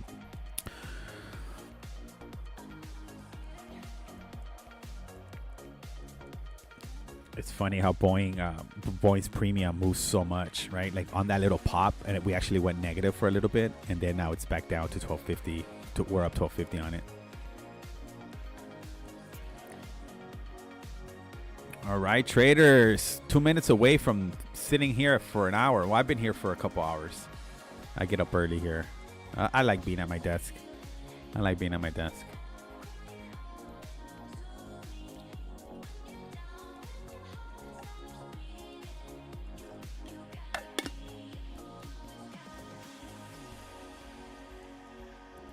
Oh man, SPY at the 500, man. It's there. Look, we were 4 cents away from 500, and we're back down to 480.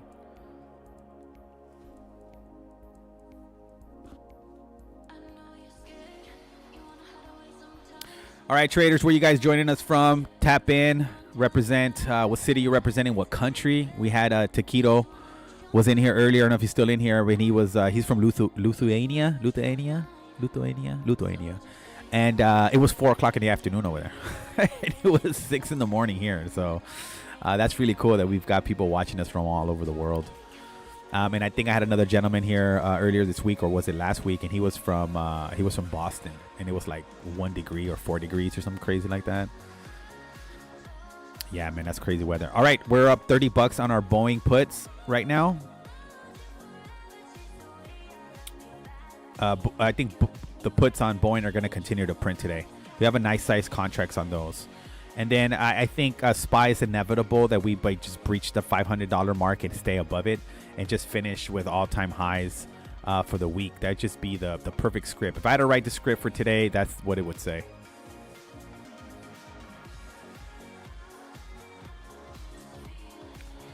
All right, check my OBS levels here. Nobody's blocking my stream. I keep sharing with some of you guys that they kept blocking my stream because of the background music that I was playing. And I was just like, oh, man, that sucks. That sucks. I mean, it's music that's on YouTube. Why would it be, like, illegal to stream? Well, guys, we're barely building some momentum to the downside on Boeing. We have 5 contracts. That's looking really good. Don't want to get too happy, though. All right, we're positive for the day. We're up 41 cents now. Our Boeing puts are starting to gain some momentum to the downside, and we're staying on our SPY calls here. So we can get above 500. We'll start printing there.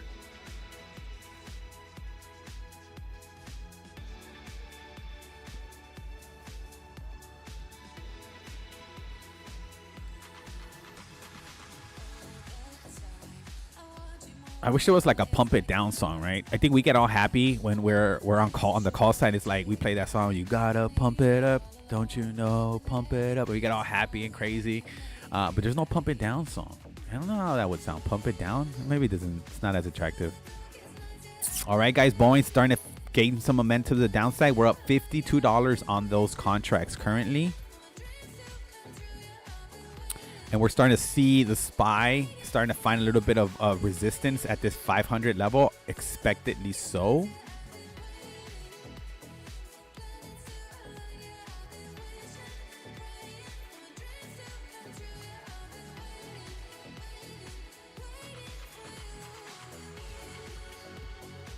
And look at the Russell has all this wicking happening up here. So I like to watch charts, man. I think you can pick up on stuff if you stare at charts long enough, and especially if you get real familiar with a particular group of stocks. And that's something that I've been preaching to some of my followers here, is that, you know, don't be jumping from trade to trade to trade, finding the next big hot stock, right? Because if you can make money in any stock, you just got to be familiar with how it moves. And that's why I like to trade or scalp the SPY as much as I do, is just because I watch it every day, and it's one of my main charts that I'm always looking at. So I'm able to see or identify, or I just feel more familiar with the action, the price action happening.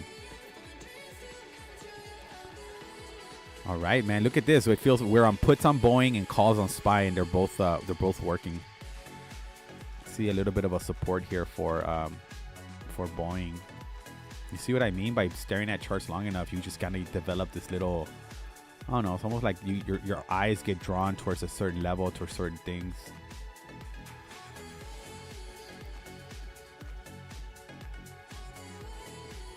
Gotta be that one, right? Yeah, there it is. All right, so I just put this as a level because you saw here Boeing on previous days hit this level and just kind of bounce up. So if we can break through that level, right, it's just carving through all support levels here.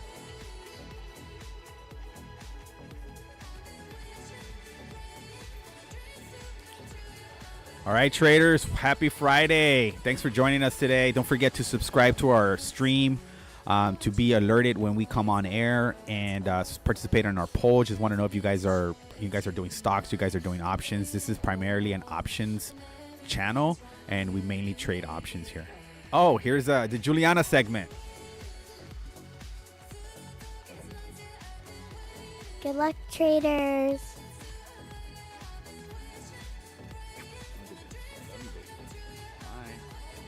try to make it to get you, okay?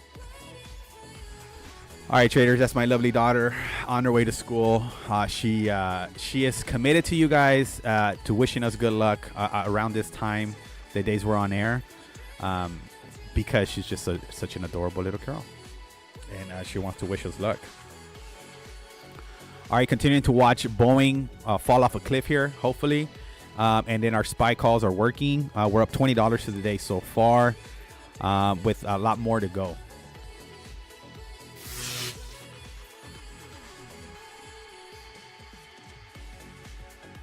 Man, I can't believe that it's already at 208. Boeing is. Major pop at open, and then it just sold off.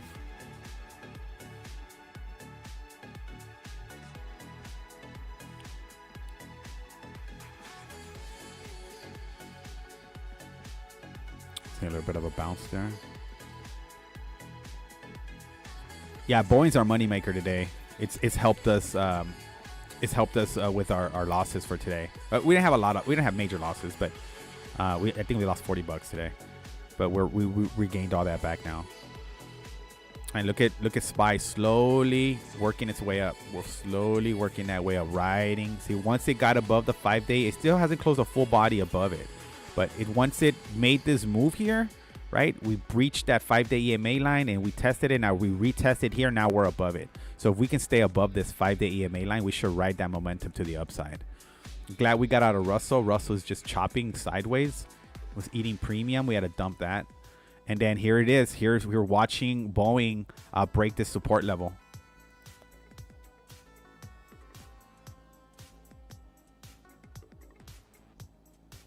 And watching our calls work as well. All right, we're up $40 for the day now. Up $40 for the day.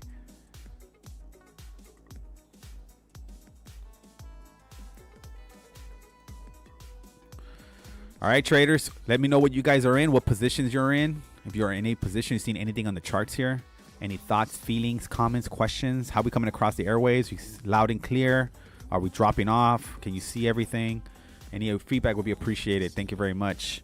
All right, we're up $31 for the day, $65 on our Boeing puts.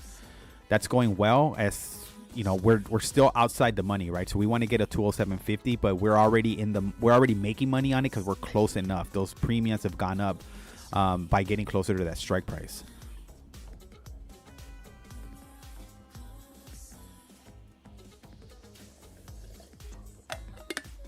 And watching our SPY calls work well. We got 2 contracts on our SPY calls, $500 strike prices on that.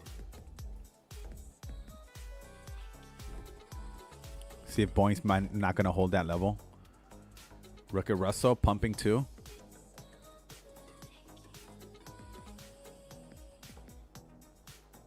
All right, continuing to watch Boeing flush here. We're currently sitting on Boeing puts, 207 strike price. We're getting a little bounce now. Right at that level. Look at that.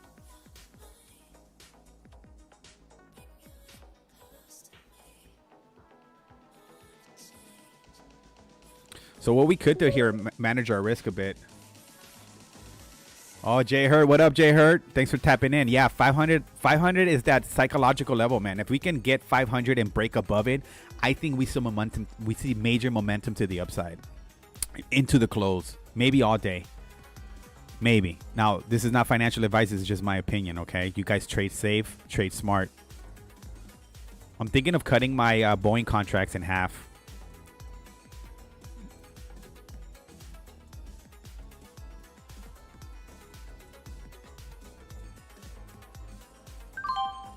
Screw it. I'll just jump out of that. So we made an extra... By the time we got out, it was $40 on Boeing. So we're up $63 on our Boeing puts. We're completely out of that. We're just going to stick with our SPY calls here to the end of the day and just watch this thing play out. So we're up $13 for the day.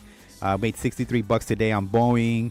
And we lost a little bit on SPY today, but we're making that back up. So we're all out of our Boeing puts. So I'm going to list that as closed for right now.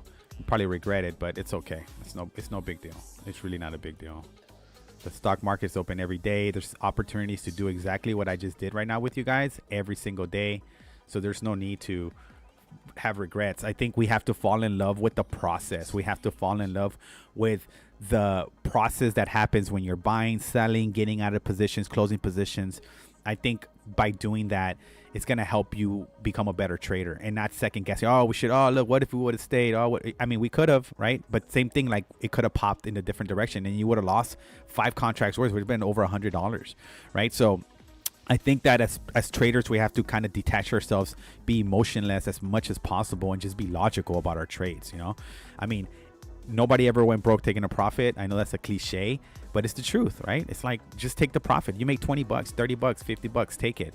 And I've been talking a lot today about just holding on to longer moves, right? Like, so Boeing is going to be an example. If you guys stay on the stream here or watch the stock finish the day, you're going to see if we made the right call by getting out of Boeing puts as early as we did. We made 50 bucks on it. We got out. We made 63 total on 2 trades on it. So, but is it going to bounce here or is it just going to continue to flush? So we shall see.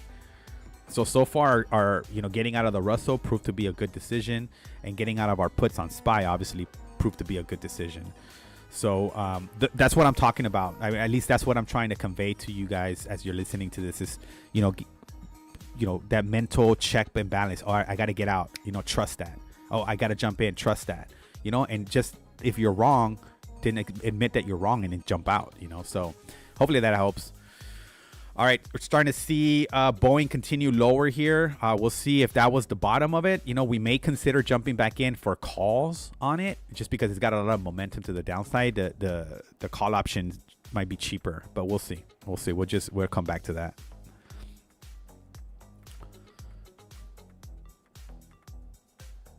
All right, so you guys will hang with me. If you guys are currently sitting on SPY calls for today, I have a lot of conviction with this trade so far just because it's reclaimed.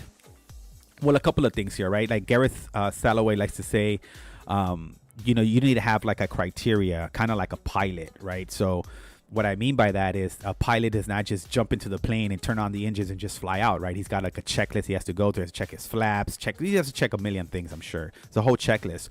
So us as traders, when we're managing risk, managing money, we should also have a checklist that says, okay, I have 2 out of the 3 things that I did before I did this trade. It has 2 of the 3 qualifying factors, right, before I place a trade. And by having that strategy, it's just going to help you be more strategic with your trading and not emotional with your trading. So I'll give you an example on the SPY, right? So if you were here with me since the morning, first of all, thank you very much because you've been hanging with me for, 2 hours now, hour and a half or so. But when we did our pre-market prep here, we set our pre-market high, we set our pre-market low, we set our previous day high and our previous day low, right? That's what's on the chart this morning. This is what we charted. So then when I did that, right, the market opened, and right before market open, you started seeing this sell-off happen. So the sell-off happened, and look, where did it bounce? I mean, it literally bounced right at the previous day's high. This was the previous day's high. So, that's not a coincidence, right? That's not like that's just where it happened to bounce. No, that is an area of support, an area where there was a lot of activity and a lot of volatility happening, right? So it's a great area for a bounce. So that was here before the bounce. So as it came back down, I mean, if you were here earlier in the stream, we were making commentary as it was approaching this level. And we were saying, hey, this is an important level. And look, once it hit this level, right, you have this huge whip. Look at the volume on it. It's been the highest volume of all the 15-minute candles, right? So we had over 2.4 million shares traded in volume there, right? And then the next one over was 2.1. Then we had 2 million. Then we had 1.4, 2 million. And right now we're currently at 700,000. But this candle here has a lot of momentum. And that is the momentum that we're currently riding up, right? And so that's one qualifying factor. We got the sell-off. We got the bounce. That's one, right? That's qualifying. And then my second qualifying factor was the 5-day EMA line. This 5-day EMA line, I have it in all my charts. And I go back and I kind of replay the day, right? I just go back and say, okay, what happened here, right? What happened here? So see how the candlesticks are not completely above it or completely below it. They're just kind of in the middle. So that's where you get that chop, right? You get that sideways action now, right? But as soon as it broke below it, right? it started building some momentum, but still there was not a full body candle below that momentum, but below that EMA line. So, you know, it's still just going sideways until, right, we got this move here, right? We started seeing a little bit of a started seeing a little bit more bullish action, right? And then we got completely above it, and then we stayed above it, stayed sideways. Look, we got above it here, and now we stayed above it, pop, right? Got below it, and then we just struggled below it until we were above it again. So, you know, that's my second qualifying factor. So I don't know if that makes sense to you guys or not, but go back, you know, put a 5-day EMA line on your charts and then go back and look at it and see if you can determine how that price action is happening. Nothing in the stock market is 100%, right? It's not like, oh, that's it. If it's above, I'm going bullish. No, it's just another qualifying indicator, something else on your checklist to go, I feel good about this trade because, you know, these qualifying factors. So, you know, as an amateur trader, I mean, I've been trading for over 7-8 years on and off, before my job, after my job, during my job, over the years. You know, thankfully now I'm in a different place and I can trade a little bit longer and I'm a little bit more experienced. But, you know, I'm nowhere near some of these other guys, what they do. But what I'm trying to bring to the table with my streaming is just to have a plan, have a checklist.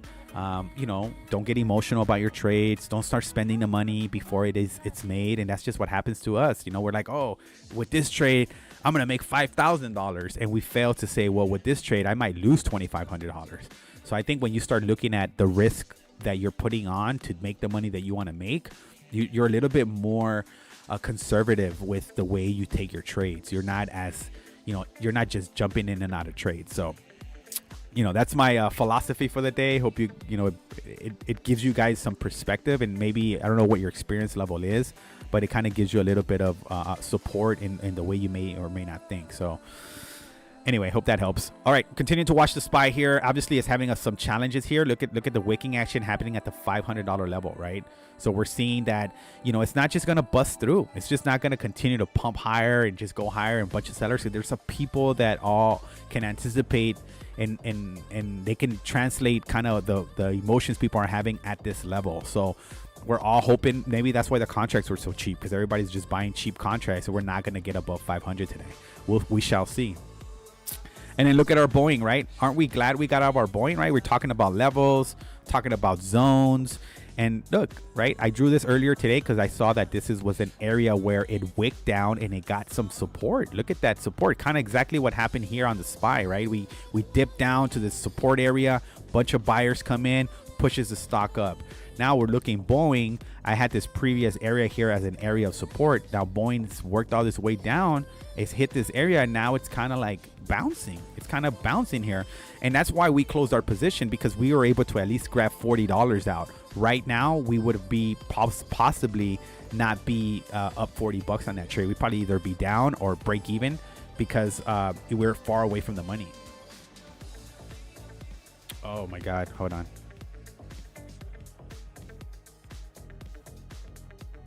Let's see what she said. So I have a walkthrough with one of my clients today in LA, and she's been postponing the tenants. So I don't know. She's texting me right now. I don't know what she's trying to say. Okay, so Boeing found some support at that level. You guys saw it for yourselves. And then SPY has found some resistance here at 500 level. So we're going to continue to watch it. I'm going to share this with you guys just because it's on my heart to share with you guys. But I think a lot of streamers, all of us as streamers, we have like this, like, we feel like we need to be in trades and there needs to be a lot of action happening while we're sharing our screen. But I'm going to preach more patience. I'm going to preach more, be sure the checklist that we're talking about. I'm going to be a little bit more trying to be entertaining while we wait for the move, right? We want to wait for the proper moves to set up and not just jump in and out of trades. Because then I'll be doing you guys a disservice thinking I could just jump out of trades without any thinking. So, I want to be able to have the show to be more entertaining and have things to do while we're trading and learn while we're trading. But, sometimes days are going to be where we're just literally watching the charts and just making commentary on what we're watching. So that tends to be the kind of day that it's going to be today, especially on Fridays, because I think on Fridays we tend to want to be, I don't know what it is about Fridays. We just want to make all our money on Fridays. All right, we're going to watch Boeing calls here just because it's found some support here. And we're going to go for 210 calls. So let's see what Boeing does here. We're going to look at the 210 calls for today on Boeing. 210 calls are $42. So I'm going to grab 2 of them. See if we can make some money to the upside here with Boeing. Okay. Not a recommendation, not financial advice. You will lose money. We're going to go 210 calls on Boeing today. And we're going to grab this and we're going to edit that. And we're going to put 210. And see if we can get a bounce on Boeing here. Sold off enough, I think.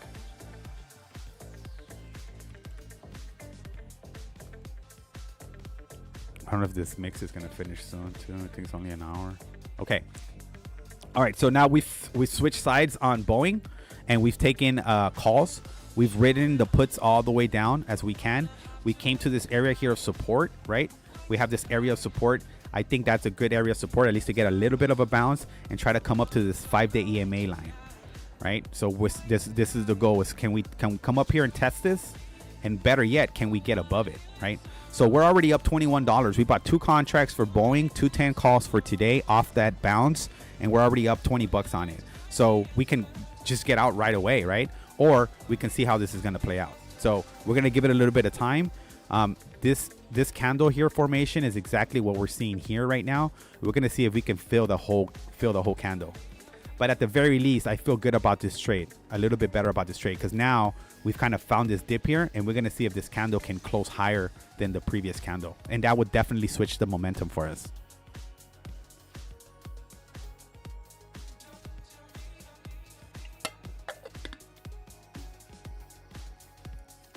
Meanwhile, we're watching our calls. Calls are looking good on the SPY side.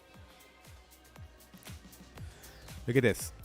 See, so this is to me a familiar pattern, right? Sell off and then big wick on the bottom, right? Bounce off the support level. So I guess another check off list is that it's previous support. It's a previous support area.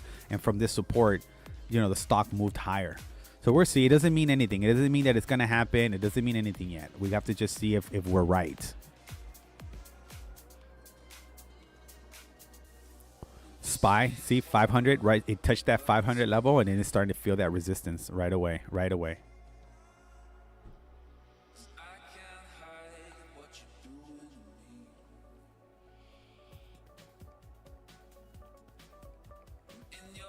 Also, what I'm starting to see on the Boeing candlesticks there is maybe a potential bear flag formation. Potential. It's very early, very immature right now.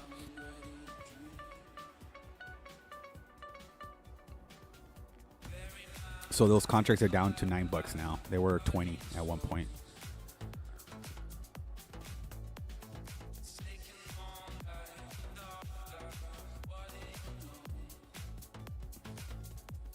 Now remember, there's a short interest on Boeing as well, right? So Boeing's been in the news. It's gotten a lot of bad news lately. But surprisingly so, the stock's been pretty resilient, to be honest with you. I mean, it had a pretty major sell-off, but it's come back since earnings.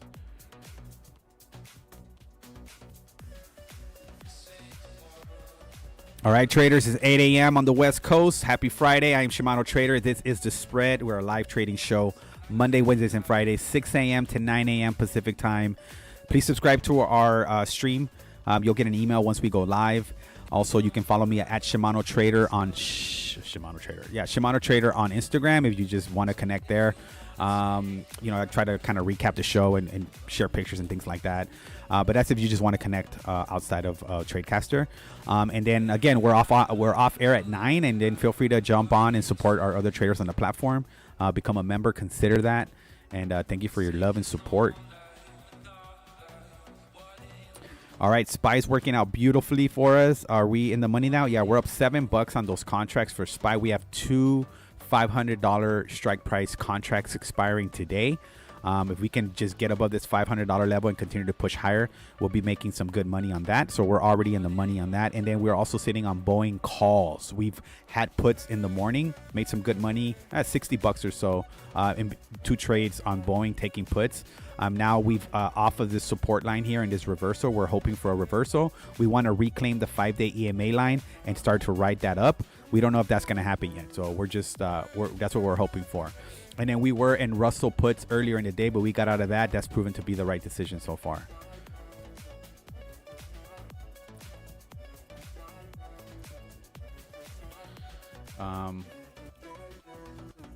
Yeah, so we've got probably another. No, this is good. We got another 55 minutes on this live on this thing here, so we should continue to hear music. All right, our spies are pumping now. Good. Boeing, not so much, right? And if you guys see anything on the charts, anything I might be missing, or you guys got a perspective, please share it. I mean, I really don't think, obviously there's a right or wrong answer, but what I'm saying is, like, there's no right or wrong opinions, like, this is what we're here to do, is just learn from each other.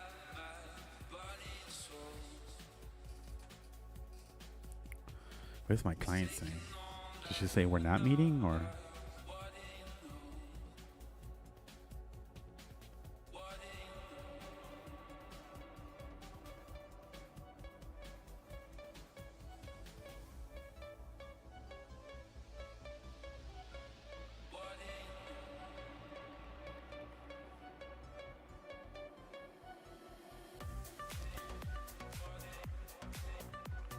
All right, thanks. Sorry about that. Yeah, so I have a client, and we've been trying to get together to go walk a new job site, and she's just been. I guess we're getting the runarounds from the tenant on that, so we've had to reschedule twice already this week. This would be the third time, I think. So we'll see. I'll wait to hear back from her. I just texted her. All right, traders. Well, that was all right. So we're watching the SPY here. So our SPY calls are working. We're at the $500 level. Awesome. Congrats for all of us, right? Especially you've been long the market. What a great time to be in the market right now at all-time highs with the SPY and the S&P. So we are writing those calls. We're in the money right now, but we've got to really get at least a buck above it to really print. Got 2 contracts on that, and then we're continuing to sit on our Boeing calls. We've switched sides in the calls. We've had puts in the beginning. We're now sitting on calls. I really like this candle formation happening here. This nice big wick to the bottom, and then now we have this next candle forming. That's this is a 30-minute chart, so we've got about 25 more minutes for this candle to close. We want to see upward momentum, or we want to continue to test this 5-day EMA line. So that's what's kind of happening there, and what's what we want to keep an eye on. Those Boeing calls are they're up $5. It's not a lot right now, very little. But if it starts going to the downside, you'll see how quickly that those premiums start getting eaten up. All right, 806 on the West Coast.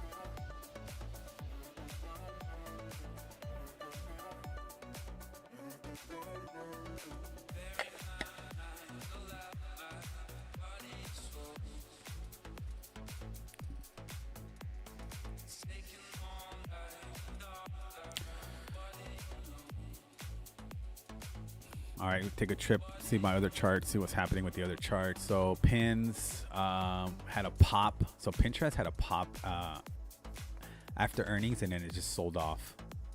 Oh no, yeah, it's just selling off. Pins is selling off.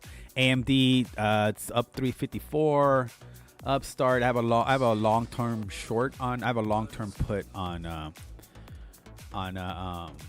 Upstart for March expiration. And then, oh man, Boeing's starting to turn around. Then Peloton's up 7 cents. Macy's had a lotto play on that. If you saw my alerts, probably not going to play out. The Qs are up big. And Coin is kind of topping out here after a gap up overnight. So, see how Coin does. Bitcoin's doing great. All right, so we're going to continue to watch Boeing here. See what it's going to do. We're up $30 for the day. $30 for the day. So that's what we're up for the day today. Continue to watch Boeing here. Looks like it's gonna continue. It's gonna resume its downside. See, notice how it just came up to that EMA line, man. It just kissed it, and we're going back down. But I'm still feeling good about this trade. So we're gonna keep watching it and see what it does here. Just because it's starting to battle that 5-day EMA line, we'll see what it does.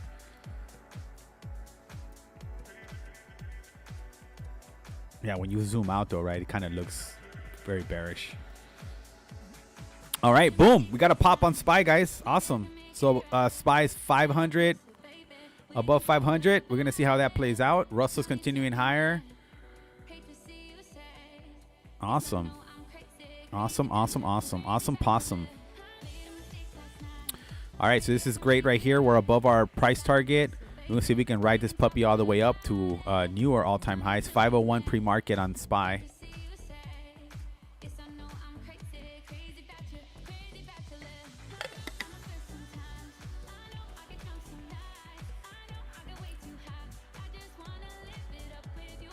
All right, so now those Boeing calls are down $8, just if you're curious.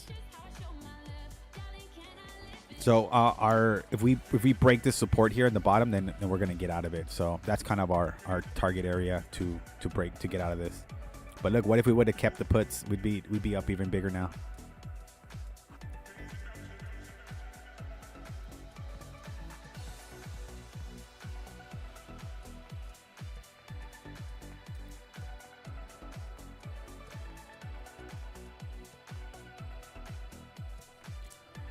All right. All right. Still at 500 on the SPY.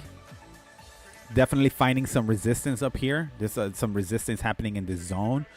So what I like to do sometimes, right, especially on slow days, is just kind of draw a zone there. Just kind of just see if it revisits this area later on in the day and how it reacts to that day. So I'll just leave that as a little zone there. See what it does throughout the day. If it's going to come back, if it's going to keep bouncing against it. It's just something to help you trade. And then Jesus Christ, our Boeing is starting to bounce here again. And let's see if it can hold it. If not, it's gonna break through and we gotta get out. So we're down $11 on that trade now on our Boeing.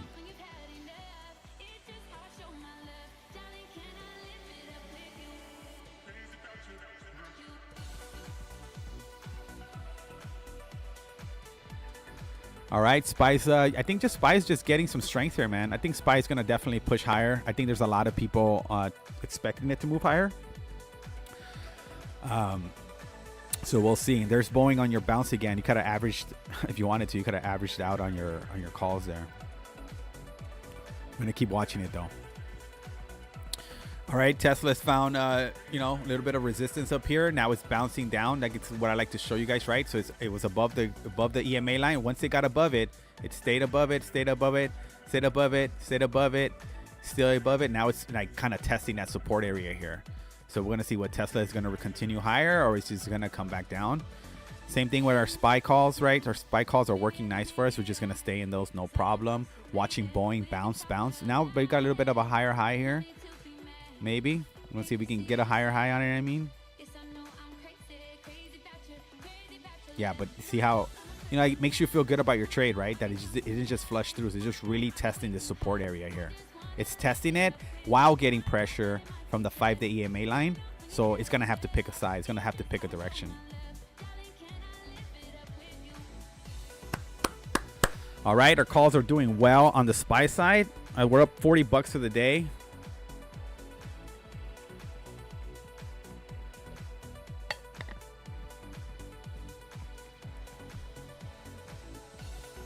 All right, look at the SPY, guys. Nice. We're breaking through the zone now, right? So what we created, this little zone, it was just bouncing off of here, and it was wicking in here. Now it's overpowering that zone.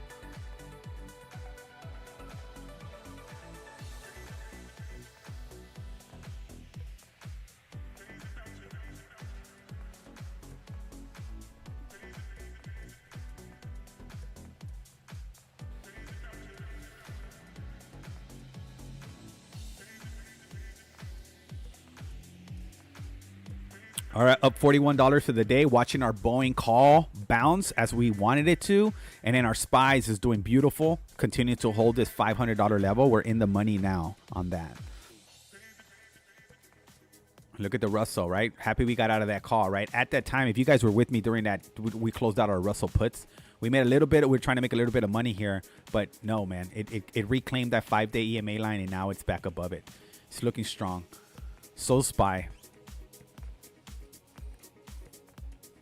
A little bit of a losing in volume here.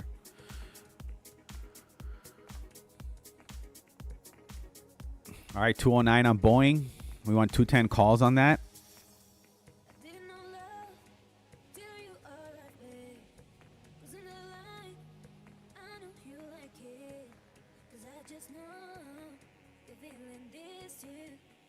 Yeah, here it goes. Here's a SPY doing what it's doing in the zone. I think, so what I would say is, if we can get above this area here, this $500 area, then obviously we'll probably get up above it. We'll probably come back and retest and then continue higher. That's what I would like to see on the SPY. Those straight up moves sometimes scare me. When things go straight up, man, they tend to come straight back down. All right, continue to watch Boeing here. Check out how Boeing's reacting to this support here and this resistance, right? Green is resistance. This dashed line here is support. We're going to see how it reacts to this level. But it's going to be decision time for Boeing here. Are we going to continue to go lower, or are we going to continue to maybe go sideways for a bit and resume higher, or try to recover a bit? We just need a buck, man. We just need a buck. That's all we need to make some money.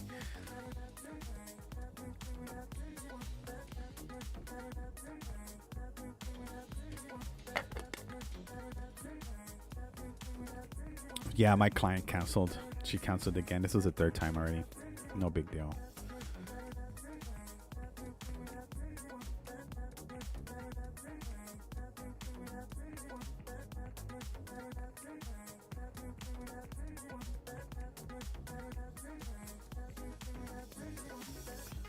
All right, no big deal there. All right, Boeing back down. We're down $7 on those calls now. It's going to come back and retest that support area.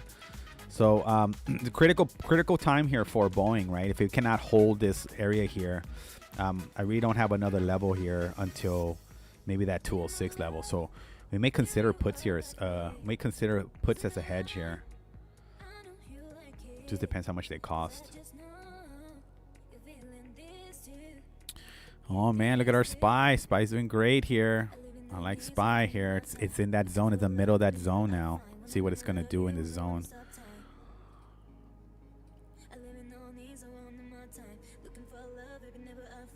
Yeah, this is interesting here. See what it's gonna do.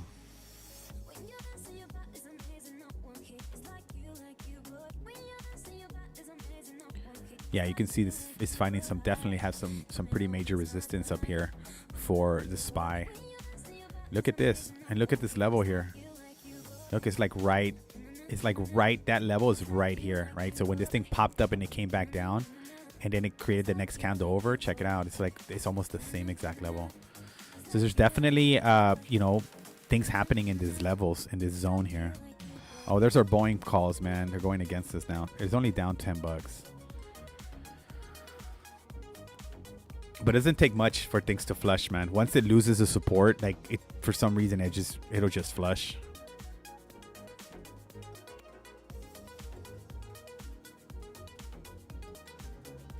There you go. So we're either going to bounce here or we're going to break through this level. And then it's probably going to just continue to fall. I wonder what the 207.50 puts look like on Boeing. Just curious. You guys, oh, there it is. There's the break. There it is, guys. That's done.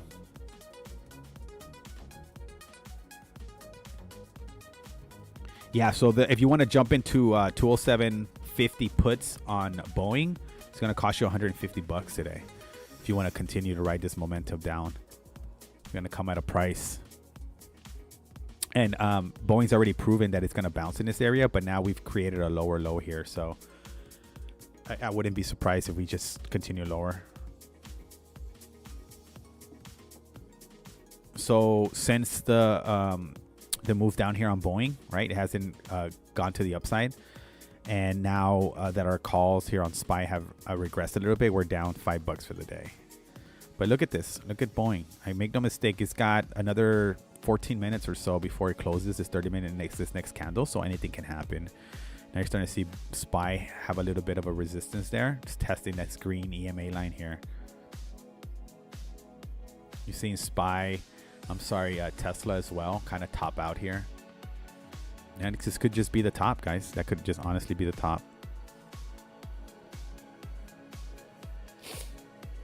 And as much as we want to break through it, I think we were sharing it here earlier, right? Everybody thinks that we're going to just break right through it and we're going to just continue higher. And that may happen, right? But if everybody's thinking the same thing, there's got to be people on the other side saying, just like betting, right? Oh, everybody's betting the 49ers and you're the bookie. You're like, everybody's betting the 49ers. Everybody's betting the 49ers. Okay, and it just changed the odds. They were like, okay, so now now we're gonna make sure that now the Niners, they gotta win by 5 points, right? They changed the spread or whatever. Now you're like, oh, I don't know if they can beat them by 5 though. So then you start betting the other side. You start betting the Chiefs now. Oh, I think the Chiefs got +5. I'll take the Chiefs on this game. And then, but what's really happening is you're being manipulated because there's people on the other side seeing the bets come in and they're saying, oh, if the Chiefs do win or the 49ers do win, we're going to lose a lot of money as bookies, right? So what do? They change the odds, right? They move it around. So kind of the same thing in the stock market, right? The market makers are seeing everybody get real. Everybody's jumping into calls, end of day calls. So then what do the market makers do? The market makers say, okay, great. So we're going to start selling it off. Right, so then everybody starts getting shaken out of their positions. Everybody, oh man, look, it's going against me. Like kind of like how I feel with Boeing right now and how we feel about SPY. Like, oh no, this is not going in the direction we wanted to. At 8:19 on the West Coast, and then you jump out of that position, and then the market makers see, oh look, we've shaken everybody out. So what do? Now they start going long again. So make no mistake, this is a rigged game. This is a rigged game. Is rigged against us small traders, right? It's just rigged against us. There's so many tools that we cannot afford. I mean, just yesterday when I was streaming with Raider Trader, he was just showing me all these tools that he has. Like, let me see. I try and remember some of the names of some of the resources that he has. First of all, his Discord is $200 a month, right? Like $200 a month just to be in a Discord channel. I mean, it's probably worth it, right? But maybe it's not to some, right? He has this subscription to this website called Season X. So Season X is a website that reveals the seasonality of trading, right? So what it means is that I guess particular commodities, particular materials, certain stocks, they trade on a cyclical, right? Like I think March to October or October to March, whatever. But there's these cycles that these stocks trade in, and then you can see on this website called Season X, you can see the season that the stocks are in, and then you can, for all you know, you're placing these calls on or just going long on positions during the season where it's going to go down and you don't even know that, right? There's another one called trading volatility, right? There's another thing called GEX charts or gamma charts, gamma exposure charts.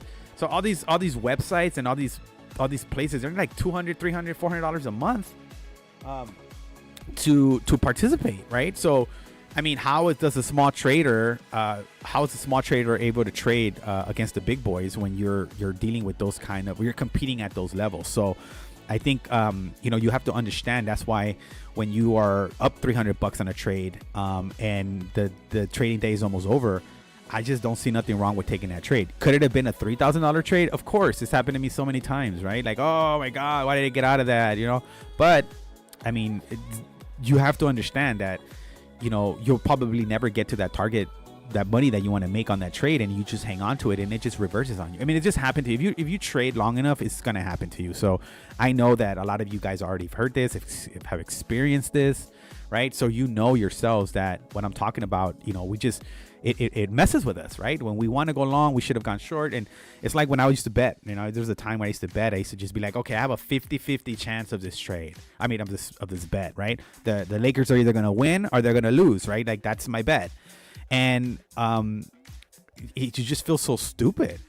You just feel like every time you place a bet, it just goes against you. Like unbelievable, right? Like unbelievable. How did these bookies even know that these guys are going to win by 2 or lose by 1, whatever it is? It's just it's crazy. The mental games that you have in your mind is kind of what we go through with trading. Like, how did they know? How did this happen? Why did it do that? But I think that's the beautiful part about taking on new things and new experiences, right? This is the way I am. I mean, I can't. That's why I had to start my own business, because I just can't stay doing one thing the same way all the time. I need variety. I need change. I need new challenges. I need something new to tackle.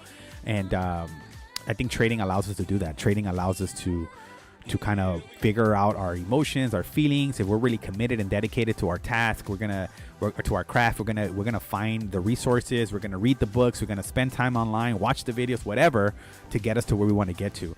And I like people like that. I really enjoy people like that. I like people who are not the same person they were last year, that they've taken on a new adventure, they've decided to take up cycling, whatever it is. I don't care. It's the fact that you are seeking change, you're seeking variety, you're seeking new challenges, new experiences. Man, I love those kind of people. So if you're that kind of people, you my people. You my people.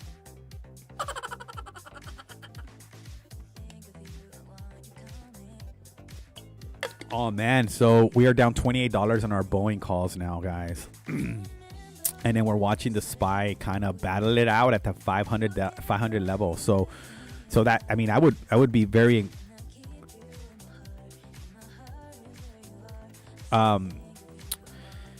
sorry, I got distracted. I got a text. I'm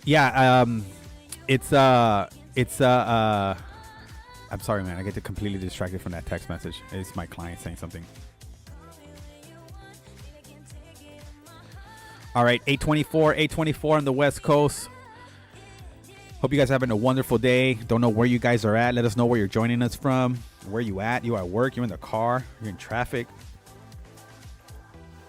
Yeah, look at that. So we're watching our Boeing calls not go in our favor, and so SPY. I mean, SPY's right there. I ain't worried about SPY right now. Boeing is definitely not gonna do good here. I think if it breaks this support here, this red box, we're out of it. We'll just take the loss, no big deal. And that's what I mean too, right? It's like I think being in losing trades is like a big ego check, right? It's like, we're wrong. You know, we were wrong about that call. And we don't want to be wrong. I don't want to be wrong. You don't want to be wrong. Nobody wants to be wrong, right? But because we're wrong on the trade, we stick it out, right? We're like, I'm going to hang on to it. And sometimes that's what hurts us. So big candle on the SPY here. I told you those calls were really cheap. That's also another sign sometimes that you think these calls are really cheap, so you load up on calls, but there's a reason they're that cheap. Just like I've noticed too, trading bigger, like the Boeing, right? Like Boeing's a $200 stock. Trading that option, even though you're exposed a little bit more, meaning their contracts are more expensive, you have better moves on them. Like, you know, if you're trying to make money on, you know, on a $30 stock and you're buying options on a $30 stock, it's really hard to make money like that. Versus a Boeing, for example. I told you I made over $1,400 this month, or between this month and last month on Boeing, just jumping in calls and jumping in puts.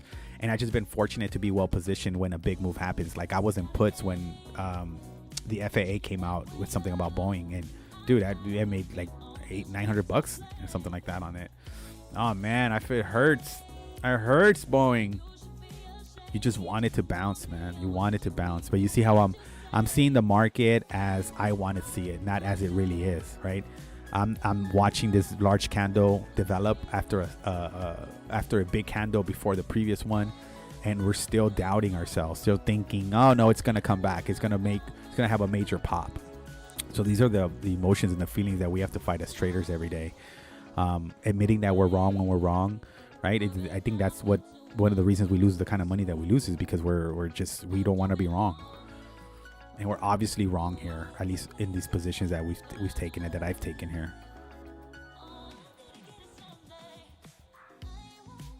Right? So what if we would have held on to our puts now, right? We would have had to held through that whole uptrend here that's happened. All right, we're gonna hold on just a little bit longer here. 827 on the West Coast. We'll see how these trades play out. See if we're gonna get a bounce on them or we're gonna get flushed out.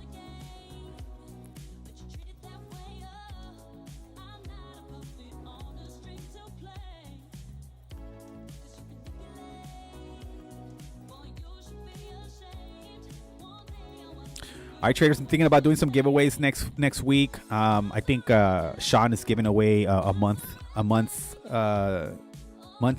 free for Tradecaster. But I'm also gonna just do other giveaways. I really don't know how I go about it. I don't know how to go about it. I don't think I have the following for like, oh, you go to my Instagram and click. I mean, I don't. It's a lot of work to be an influencer. I mean, I don't consider myself an influencer, but what I mean is like to act like an influencer. I mean, these influencers have a lot of ways to get your attention. TikTok, Instagram, all those ways to get your attention. I'm not a TikTok guy at all. Like I don't spend time on TikTok. I'm more an Instagram guy. No time on Facebook. but I don't think I have enough of a following to really get people to be looking for stuff online that I want them to look at. So I might just do it here on the live stream, where I might just say, hey, the next comment, or if you, I don't know, anything, just to get more engagement and get more participation. So we'll see how that plays out in the next couple of weeks.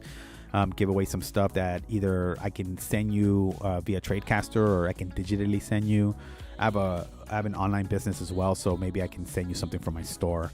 I don't know. We'll see how it goes. But just to keep it, just to keep it going. I guess I believe it or not, I really enjoy this streaming part. I think I have to wake up really early to do it, but I really enjoy it, and I enjoy sharing my thoughts and sharing my charts, and then hopefully being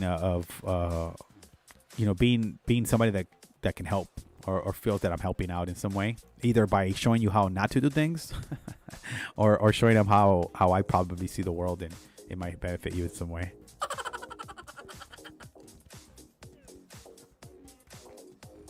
All right, so Boeing, we're gonna have to get out of this here soon. If it breaks this level, we're already down $37 on it, so we're not in the business of losing money, right? Like, number one rule is don't lose money.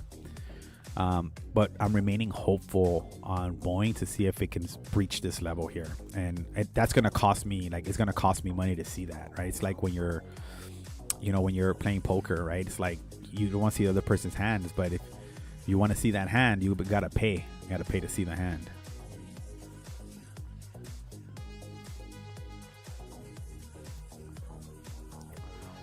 See what it's saying about Boeing. Oh, look at that. Southwest Airlines flags a new Boeing risk on the 10K annual report. Federal Aviation Administration orders Boeing rudder bolts inspections. So yeah, man, it's just got a bunch of bad news, unfortunately. It's just got a bunch of bad news. So we've got a lower low here on this candle formation. We'll see what it does here. But it's most likely not looking good on the call side for Boeing. I think it's, you see how we're having these feelings, like we're not trusting what we're seeing. We're just staying hopeful it's gonna come back. I want my $36 back. It's not gonna give it back to me though.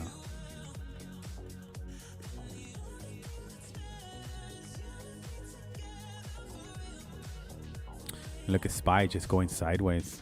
So SPY's down 20. We're down $26 on those contracts for SPY, even though we're right there at that money, but we're still down on them.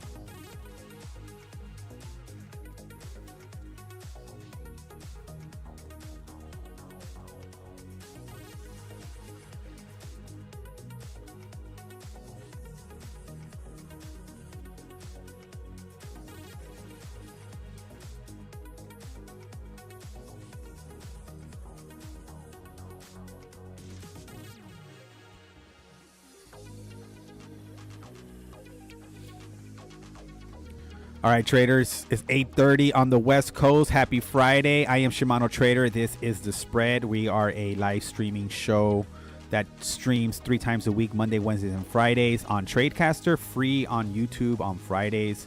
You can jump on and follow me there. And thank you for joining me today. Got about 30 more minutes before we get off air here. Yeah, guys, I think we're done with Boeing. We got to take that. Even if it bounces on us, we got to take it here. So we're going to lose $38 on it. Just close those contracts out. And as soon as we close them out, it's going to bounce. I mean, just know that.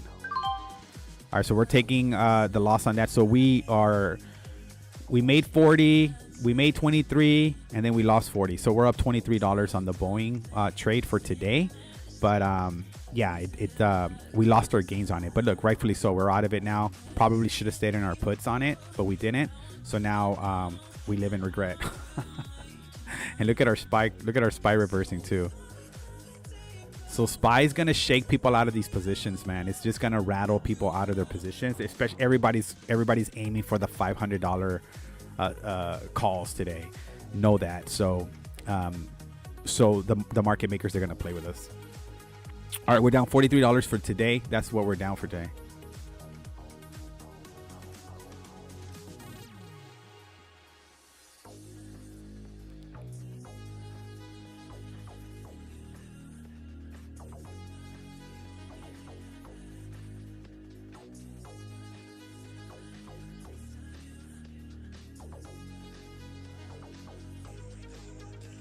Texting back my client who needs a roofer now. I'm not a roofer, so I know a few roofers, but not anybody that can work with this lady, unfortunately. All right, $499.59 on the SPY, guys. This is not going with us. We're down $48 to the day. Boeing calls when, and we had to close those out, unfortunately. And again, like I've been preaching here, right? It's we have to stay patient. We have to stay patient, and sometimes not trading.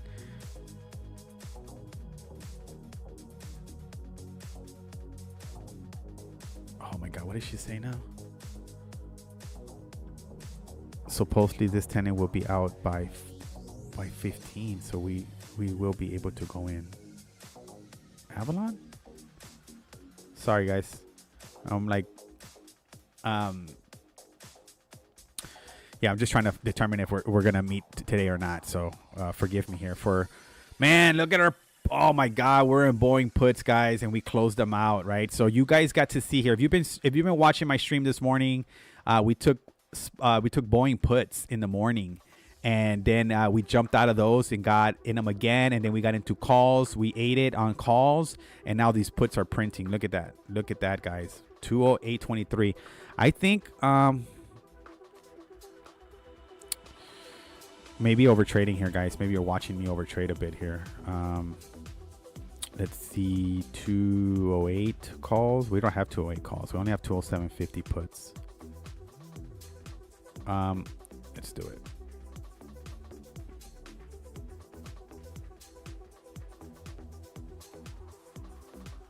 Let's see. Oh, if we got filled. Oh shit, we got filled. Okay, so we took 207.50 puts on. So we're back on 207.50 puts on Boeing. We're gonna try to catch this momentum to the downside. It's got a lot of negative momentum there. So let's go do it. Screw it. Look, us changing to puts now again. All right, so that's our strike price on the put side. We're eating shit on the SPY calls too, guys. That's not good. So I'm gonna jump back on these BA puts and see what happens. Let's see what this client said again.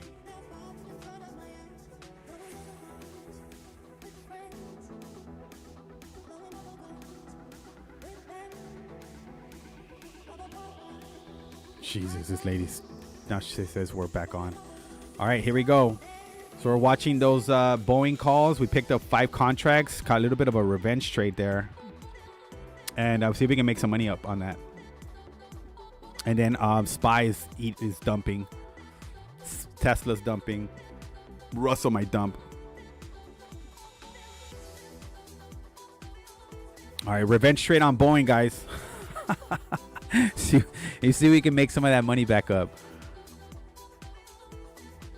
All right, don't do what I do, okay? This is not financial advice. You will lose money. Trade carefully. Don't be emotional. I'm being a little bit emotional here. I feel that I am, but I think there's a lot of downside momentum on Boeing, so it's worth jumping in.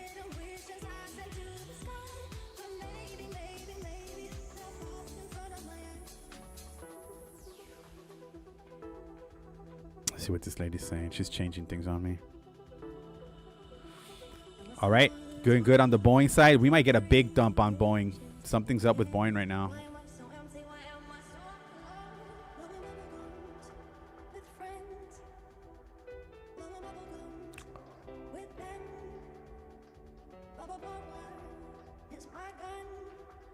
Okay, I'm just clearing this up with them. All right, watching Boeing here continue to flush. Hopefully we don't get a bounce, because that's what happens right now. Everybody's short now, and now the market makers are going to switch the direction of that trade.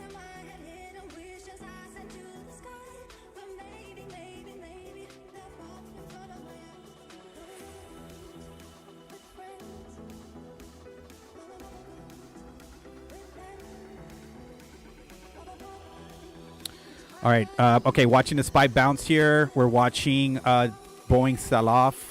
Hopefully we can continue to get some momentum to the downside and get a bag on that 207.50. We've already made a bag, but by jumping in and out of trades, this is what happens. And this is what we've been talking about. This morning. We've been talking a lot about not being patient with your trades, jumping out of trades, not letting the plays tray out. I'm sorry, not letting the trade play out, and that causes us to lose a lot of money, a lot of back and forth. So like what's happening with the SPY now. So everybody who was long on the SPY is getting, oh my god, we're going in the wrong way. Everybody's jumping out of that, right? Everybody's leaving, everybody's getting out, or possibly even doing what I did with Boeing, where we're just switching sides now. So that is a very dangerous technique or strategy, because the market makers can switch it on you. So we'll see on SPY here. I have confidence the SPY will finish up higher today, but we'll see how that plays out.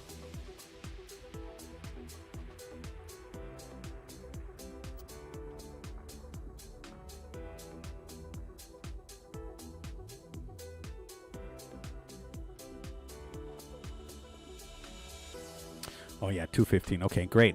All right, so we're watching the. Let's see what's happening with Boeing here, guys. I haven't been watching my my profit here. Okay, so Boeing's break even now. So anything below this level here, we'll start printing. We got 5 contracts again. Yeah, 5 contracts. So each contract, it costed us.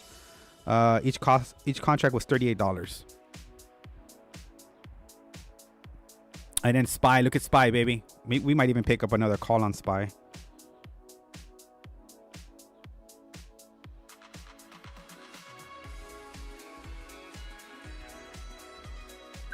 All right, we added to our SPY calls, so we're up 3 contracts on SPY calls. So we have three contracts for $500 strike price end of day today, and then we're heavy on our Boeing puts. So let's see what happens here. And Bitcoin's up 5.53%. Woo woo! Hey, yo, crypto traders, man, probably cashing out on that, baby, for sure. I don't know, for some reason, TradingView does not let me share the chart on OBS. Is it OBS? Yeah, OBS. I don't know why. I just haven't figured it out. But yeah, Bitcoin's 47,246, baby. What about to hit that that high of what was it? We're gonna hit that $50,000 mark. All right, Boeing's continuing to sell off. Good.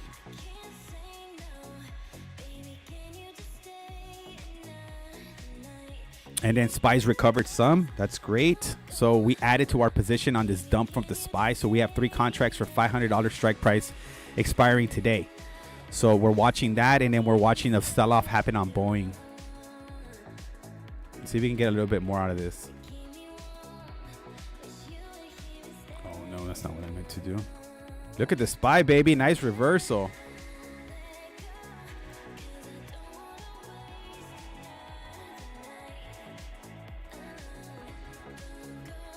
All right, you guys are watching that on the SPY. So we added to our calls here at a much lower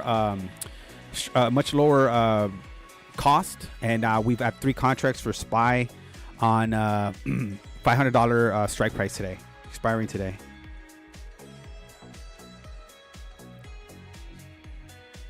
So we're down $47 for today so far, just so you guys know. I'm gonna eventually put up our profit. I'll put a profit somewhere on here, but I haven't yet. So. And we're going to ride these puts on Boeing. I think Boeing's got some pretty nasty downward momentum happening.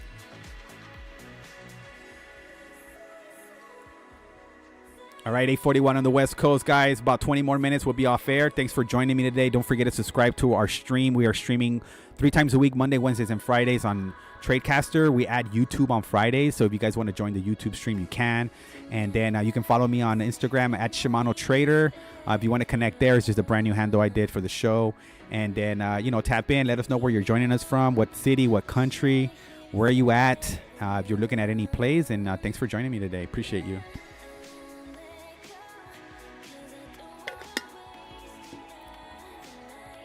All right, so we're currently sitting on SPY calls and on Boeing puts. Those have been our plays for today. We've been in and out of them. We're down $45 for today. But we're going to ride these puts down on Boeing, and we hope we can reclaim the $500 level on SPY. We've added to our contract, so we have 3 contracts there, and we have 5 contracts on our put side for Boeing.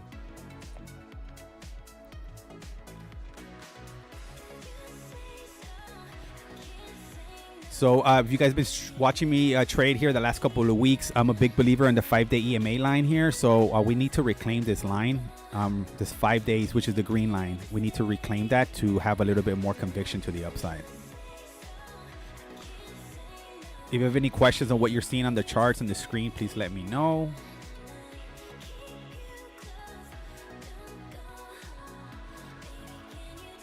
I mean, look at the Boeing. All right, Boeing's up $5 now, $15 now. Puts are printing on the Boeing side.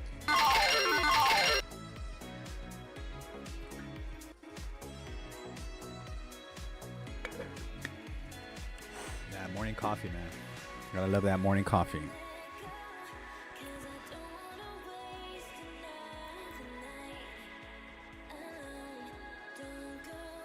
All right, continuing to watch Boeing. Boeing's puts, it's been selling off all day. We've been in and out of puts in Boeing. Tried to actually catch a reverse and got burned. So we just jumped back into puts. 207.50 strike price on Boeing for today. It's high risk, so not a recommendation. You will lose money. Not financial advice, but that's looking strong on the bearish side for Boeing. We've already lost the area of support here. So we had this area of support here. We thought we were going to catch this bounce. We went long and it continued to go down. The news on Boeing, if you haven't seen it, Southwest Airlines flags new Boeing risk on this 10K annual report. So that came out this morning as well. So just nothing but negative publicity on Boeing as of late.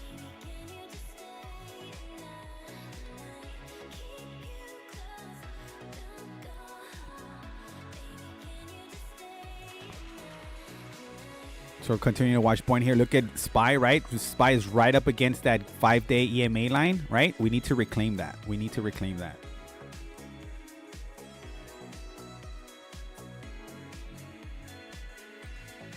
Boeing's continuing to sell off.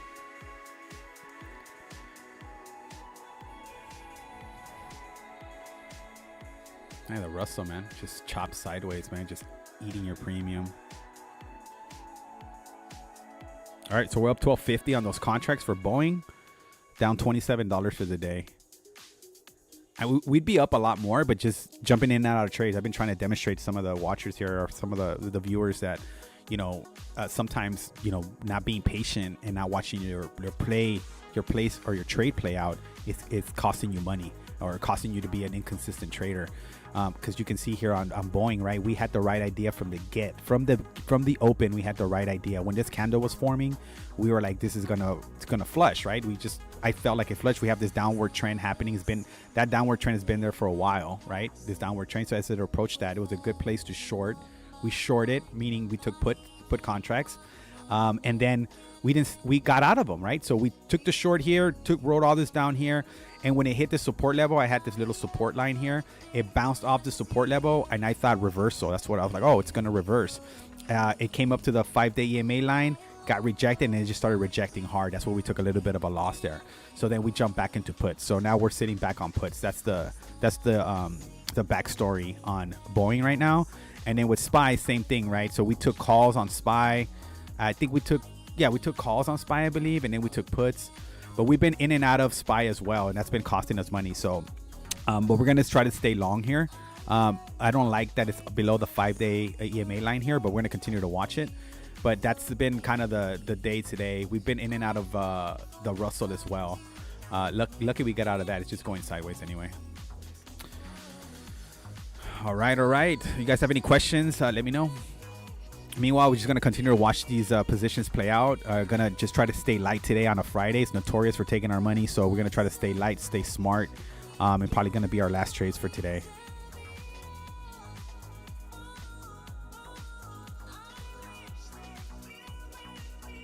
All right, so now we're break even on our Boeing puts.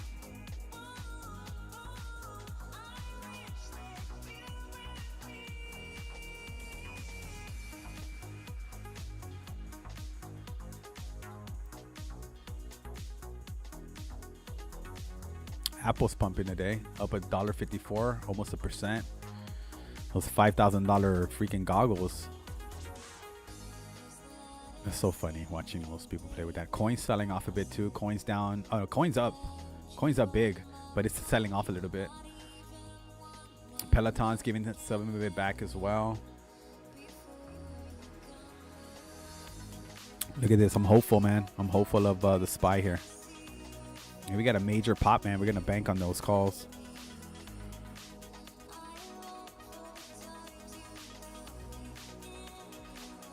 Our Boeing puts are down $10 now. We're down $42 to the day. Keeping it light. I don't mind small losses. I mind the big losses though. All right, look at SPY here. It's starting to curl up here. Look at this. Oh, this is beautiful. Look at this wick here. So this wick here, it just gives you convictions that a lot of buyers stepped up, right? So this was selling off hard right off this first candle, 15-minute chart here. Sold off this candle, sold off hard, right? Made me think about closing my position. It really did make me think about it. But what we did instead is we added a contract here. So now we're up. We have 3 contracts, $500 strike price for today's expiration. And that's where we're at right now. So we're those contracts are still down $16 since we've averaged down. But we're going to stay on it here. Anything above the $500 move mark, we're going to be in the money here. So we're going to watch that. And same thing with Boeing. We're watching our Boeing sell off here. Strike price is 207.50. We're, probably about 70 cents, 75 cents away from doing that. But I think if we can get down there, we should flush even harder. So we're going to stay patient. That's what we're going to do. That's the name of the game today is patience. I overtraded a little bit. I might have even revenge traded on Boeing. I'm not going to admit it, but I might have. I'll let you guys decide that. But you guys have watched me jump in and out of trades today and been a little erratic, if I'm not mistaken. Thankfully, I'm only down $47. But, it's kind of like I was sharing with you guys earlier. Sometimes as a streamer, you feel like you need to show more or, get some action going. So I'm working through those emotions.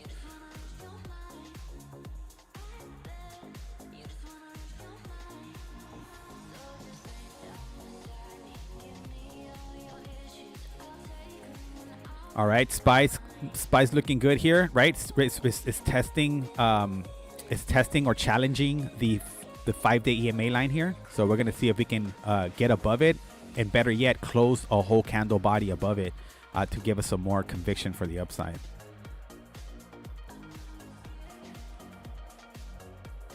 I see kind of what I like to preach here, right? Green 5-day, looking at Boeing here, the 5-day EMA line, right? Fell below it. Right, hasn't been able to reclaim it. It's just been staying below it until it gapped up this morning, and then it started going down.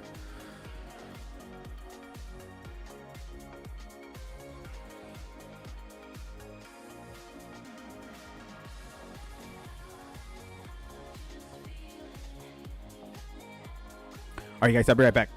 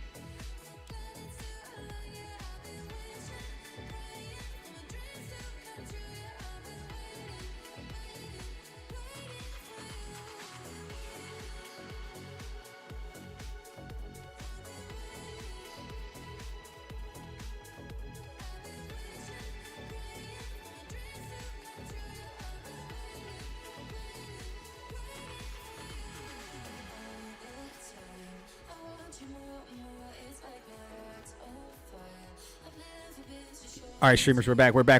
All right, watching Boeing flush. Good. And then we're down $39 for the day.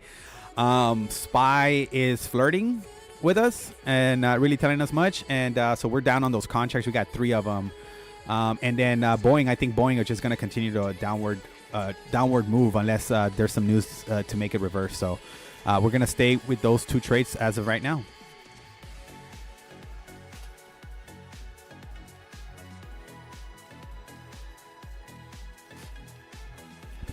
I'm expecting someone. That's why I'm looking out the window if you're curious.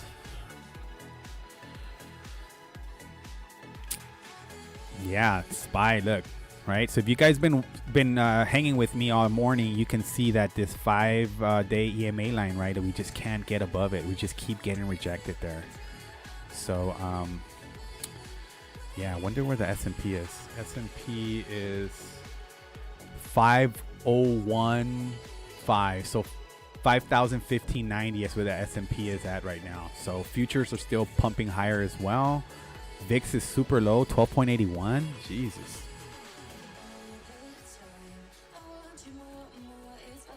Qs are up. Piton's selling off. Macy's, that lotto play is not gonna play. Not gonna pay, I mean. And then Boeing's continuing further down. Good, man. That'll be a nice payday if we can get those. So we're up $20 on those contracts now. Spy, oh geez, it's gonna probably break our hearts today. Everybody was hoping for 500 today.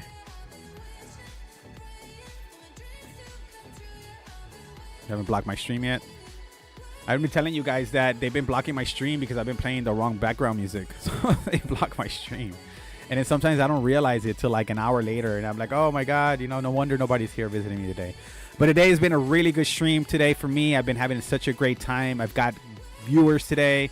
It's been a fun ride this entire week. This is my 2nd week streaming, and I've just been having such a great time meeting some wonderful people. And I have this opportunity to kind of share my own thoughts on this platform and just kind of give you guys a little bit of access to me as an individual and then the way I think. I'm so much more than just stocks. I got so much more that I love to be a part of. So you guys want to connect with me online at Shimano Trader.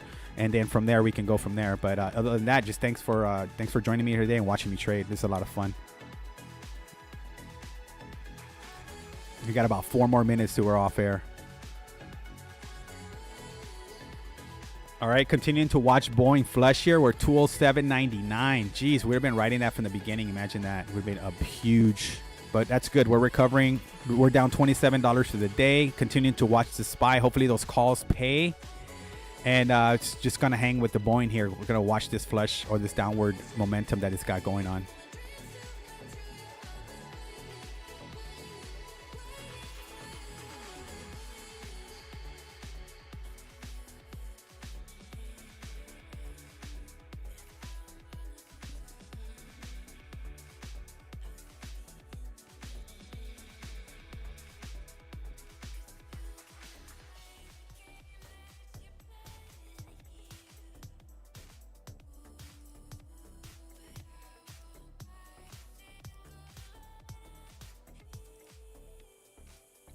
They just realized I had 2 background music stuff playing. Ain't that wild?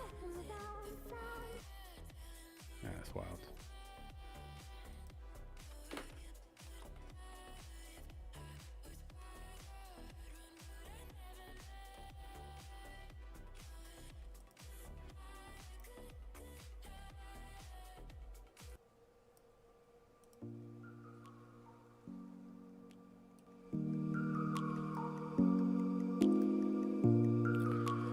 All right, traders. It is 8:58 on a Friday. I hope you guys had a wonderful trading week. I appreciate each and every one of you guys joining me on the stream today, this week. I appreciate your love, the support, the messages, the chats, the follows, all that stuff. I'm not trying to become an influencer. I just want to share my streaming journey with you guys or my trading journey with you guys and just a little bit of what's on my mind. But I appreciate you guys joining me today. I'm Shimano Trader. This is The Spread live trading show 3 times a week, Monday, Wednesdays, Fridays, 6 a.m. to 9 a.m. Pacific time. And, make sure you subscribe to the show and make sure you follow us online. And again, thanks for joining us today. It was a good trading day. We're going to continue to hold these calls and these puts. And you can catch an update on Instagram where I'll post like what my P&L was for the day, if you're curious to know. But other than that, have a wonderful weekend. Enjoy the Super Bowl. Go Chiefs.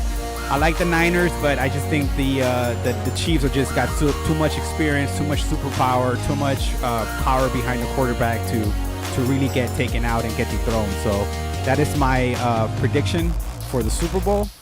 Go Chiefs on that. I'm a Chargers fan, but I'll support the Chiefs AFC anyway. So thanks for joining us today. Again, don't forget to subscribe to the show. Thank you very much for everything, and have a great weekend. Peace.